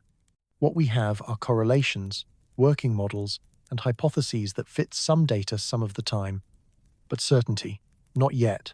And that's the uncomfortable truth. Science doesn't always hand you answers. Sometimes it hands you sharper questions and dares you to keep looking. The question now is this: what if the planet already spoke on December 19th, and we simply didn't like the message? What if the Mode 4 spike wasn't random? What if it marked a threshold, an Earth system shift into a precursor-like state where stress is high enough that the electromagnetic environment changes texture? What if the swarm wasn't just a swarm, but the first domino in a chain that ends, eventually, in a magnitude 7 rupture, not tomorrow, not necessarily next week, but soon in the only way geology understands soon, slow enough to deny, fast enough to devastate. Earthquakes don't arrive with countdown timers. They arrive as a smear of subtle changes, a restless patch of crust, a strange signal, a pattern that might mean nothing or might mean everything. That's what makes this so brutal. Dismiss weak signals and you risk missing the warning. Tell yourself that because nothing burned on December 19th. Nothing happened at all. Return to normal. Let the silence reassure you. But Earth doesn't behave like a headline. It accumulates. It stores. It quietly loads the system until the release becomes unavoidable. History is filled with missed warnings that only look obvious in hindsight. The 2004 Sumatra Andaman earthquake killed more than 200,000 people. Scientists understood the megathrust could produce a catastrophic event. They understood the region's danger, but robust warning systems weren't in place because the political and financial will arrived after the wave. Not before. The signs were there, written in geology, in recurrence, in the long memory of rock, but they weren't connected to action in time. Japan's 2011 Tohoku earthquake carries a similar lesson. Japan had world-class monitoring, yet the magnitude 9.1 still shocked nearly everyone. Assumptions about maximum magnitude were wrong, models were wrong, and when the tsunami killed nearly 20,000 people, the question was the same: why didn't we see it coming? The painful answer is we did, and we didn't. Paleoseismic evidence suggested massive events had happened before, but the instrumental record was short. And living memory is a seductive trap. If it hasn't happened in a century, we start treating it as impossible. Then, when it happens, we call it unprecedented, when the truth is simply that it was rare. Overreacting has its own dangers: evacuations, disruptions, mass fear triggered by a signal that might be nothing. False alarms don't just waste money, They corrode trust. And when a real warning comes, people shrug, because they've been jolted too many times already. Italy's story in 2009 makes this dilemma painfully concrete. In L'Aquila, a swarm of smaller quakes preceded a deadly main shock. Some voices warned of heightened risk. Officials convened, reviewed the information, and reassured the public. Then the magnitude 6.3 struck, killing more than 300 people. Afterward, scientists were prosecuted, accused not of failing to predict, but of providing false reassurance. Convictions were later overturned on appeal, but the scar remained. The message was clear to researchers everywhere: speak too loudly, and you risk punishment if you're wrong. Stay too quiet, and you risk punishment if you're right too late. The legal environment can breed paralysis. So what do? We watch. We instrument. We analyze. We treat anomalies as potentially meaningful without turning them into prophecies. We build probabilistic frameworks for weak signals, systems that can say risk is elevated without pretending to know the exact hour the fault will break. We train AI to sift patterns humans can't see, while keeping human oversight to filter spurious correlations. We deploy stronger sensors, including quantum-grade tools, while writing ethical rules for how the data is used, shared, and communicated. But all of this requires time, funding, political will, and a cultural shift from prediction to preparedness. We may never predict earthquakes like weather, but we can identify windows of elevated risk. We can recognize when multiple stresses align in ways that historically precede rupture and communicate that uncertainty honestly. The problem is, humans don't naturally think in probabilities. We think in binaries: will it happen or won't it? A 30% chance can sound either terrifying or ignorable depending on who's listening. Some people flee, others stay, then the calendar flips. Nothing happens. And the ones who left feel foolish until the quake comes later and the whole emotional math reverses overnight. And through it all, Earth keeps moving to its own tempo, plates grinding, stress accumulating grain by grain, charge building in crystal lattices far below. The rhythm is slow, until suddenly, it isn't. And when the planet shifts from slow to fast, the changeover is often announced by signals that look trivial until hindsight reveals they were anything but. Geophysicists sometimes describe this as entering a critical state, a system so close to failure that it stops responding in a smooth, linear way. Near critical. A whisper can become a roar because small inputs can unleash outsized outcomes. A sand pile at its critical slope avalanches when you add one last grain. A fault near the edge can rupture when you add a fraction of a megapascal, an amount that sounds microscopic until you remember what's already stored. The real problem is that we can't easily tell the difference between near critical and still safe. December 19th may have been that threshold moment, or it may not. The data doesn't give us a verdict yet. It just leaves the question hanging unanswered. Maybe unanswerable until the fault decides in its own language. Was it a trigger, an ignition, or just another ordinary day on a world that's been shaking for 4.5 billion years? Long before humans built sensors to feel it. What we can say is this: the Hayward fault will rupture, not if when. And when it happens, people will demand explanations. Why didn't we see it coming? Why didn't the warning systems save us? Why weren't buildings ready? Pipelines reinforced, hospitals staged, and the most haunting possibility is that we did see hints: mode 4 spikes, swarm shifts, electromagnetic anomalies, solar wind coupling, even timing coincidences, and we simply didn't know how to interpret the chorus. Or maybe we did. Maybe someone flagged it, quietly, in the right technical circles. Maybe the data was shared, analyzed, debated, weighed against false alarm risk, and the conclusion was that the probability still wasn't high enough to justify drastic action, that the cost of panicking millions outweighed the benefit of preparing for a disaster that might not come. That isn't negligence.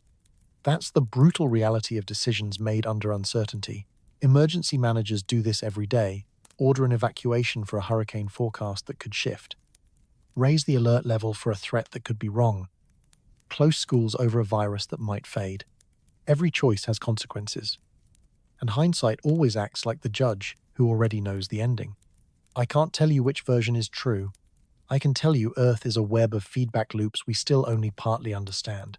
I can tell you crust, atmosphere, electrical effects are plausible enough to be studied seriously, even if the full causal chain isn't nailed down. I can tell you interstellar visitors arrive wrapped in energy, charge, and unanswered physics, and declaring them irrelevant with total confidence may be premature. I can also tell you AI is beginning to notice patterns that human attention skips, and new sensors are starting to reveal electromagnetic landscapes we couldn't see a decade ago. But I can't tell you the hour the fault will slip. No one can, not honestly, not responsibly. That's the frustration braided with the fear. We have more instruments than any generation before us, more data than we can comfortably digest, more brilliant minds than ever chasing the mechanism. And still the planet surprises us, still the rupture comes when we don't expect it, or refuses to come when we're sure it must. Still we're left staring at the graphs, wondering what we missed. So here's the takeaway: don't anchor yourself to doomsday theatrics. Anchor yourself to the quiet indicators that rarely trend mode 4 surges. Swarm accelerations, odd solar wind intervals, subtle timing clusters. Alone, each may mean very little. Together, they might mean everything. And ask yourself, with real humility, if the Earth is trying to speak in signals. Are we listening, or are we so confident in our models that we've stopped hearing the planet at all? Because Earth will speak whether we're listening or not. And when it does, when the rupture finally arrives, the conversation ends. What remains is response sirens, broken glass, emergency triage, long nights without power, grief written into neighborhoods. Maybe December 19th was nothing. Maybe it was simply a blip we dressed up with meaning. Maybe we'll look back in 6 months and laugh at how worried we were, at how we connected dots that weren't connected, at how easily humans can mistake randomness for a message. I hope that's the ending. I genuinely do. But if it isn't, if the Mode 4 spike was a real stress marker, if the swarm was a genuine precursor, if the Hayward is primed and January's timing nudges it past friction, then we'll have to face what we ignored, not because the evidence didn't exist, but because we didn't want to believe it. The planet may have already answered. We just haven't decided whether we can live with what it said. And that hesitation, caught between dismissal and alarm, may be the most human reaction of all. We're creatures who crave certainty and fear being wrong. So we wait. We watch the seismometers. We scan the electromagnetic spectrum. We track the alignments. We let the models run. The algorithms churn. The dashboards update. And we hope that when the answer finally arrives, we're ready to meet it. Because ready or not, Earth keeps its own schedule, and December 19th might have been the day it quietly penciled in our appointment. If this story pulled you in, if you felt that chill of a pattern almost coming into focus, then don't let it end here. Because the next chapter won't announce itself with headlines. It will show up as a subtle spike, a strange quiet, a line on a graph that shouldn't bend the way it bends. And when it happens, I'll be here, breaking it down, connecting what others keep separate, following the data wherever it leads, without the noise, without the panic, without the comfort of easy answers. So if you want to support this channel, the simplest way is to hit like. It tells the algorithm this investigation matters, and it helps these videos reach the people who actually care about evidence, not hype. Subscribe if you haven't, because what we're tracking doesn't end tonight. And turn on the bell so you don't miss the moment a new signal appears or a new pattern snaps into place. And I want to hear from you. Drop a comment with where you're watching from and what time it is for you right now, because this is bigger than one person. One city, one fault line. It's a global community, listening to a planet that never stops moving. Until next time, stay curious, stay grounded, and stay ready. Good night, and I'll see you in the next one.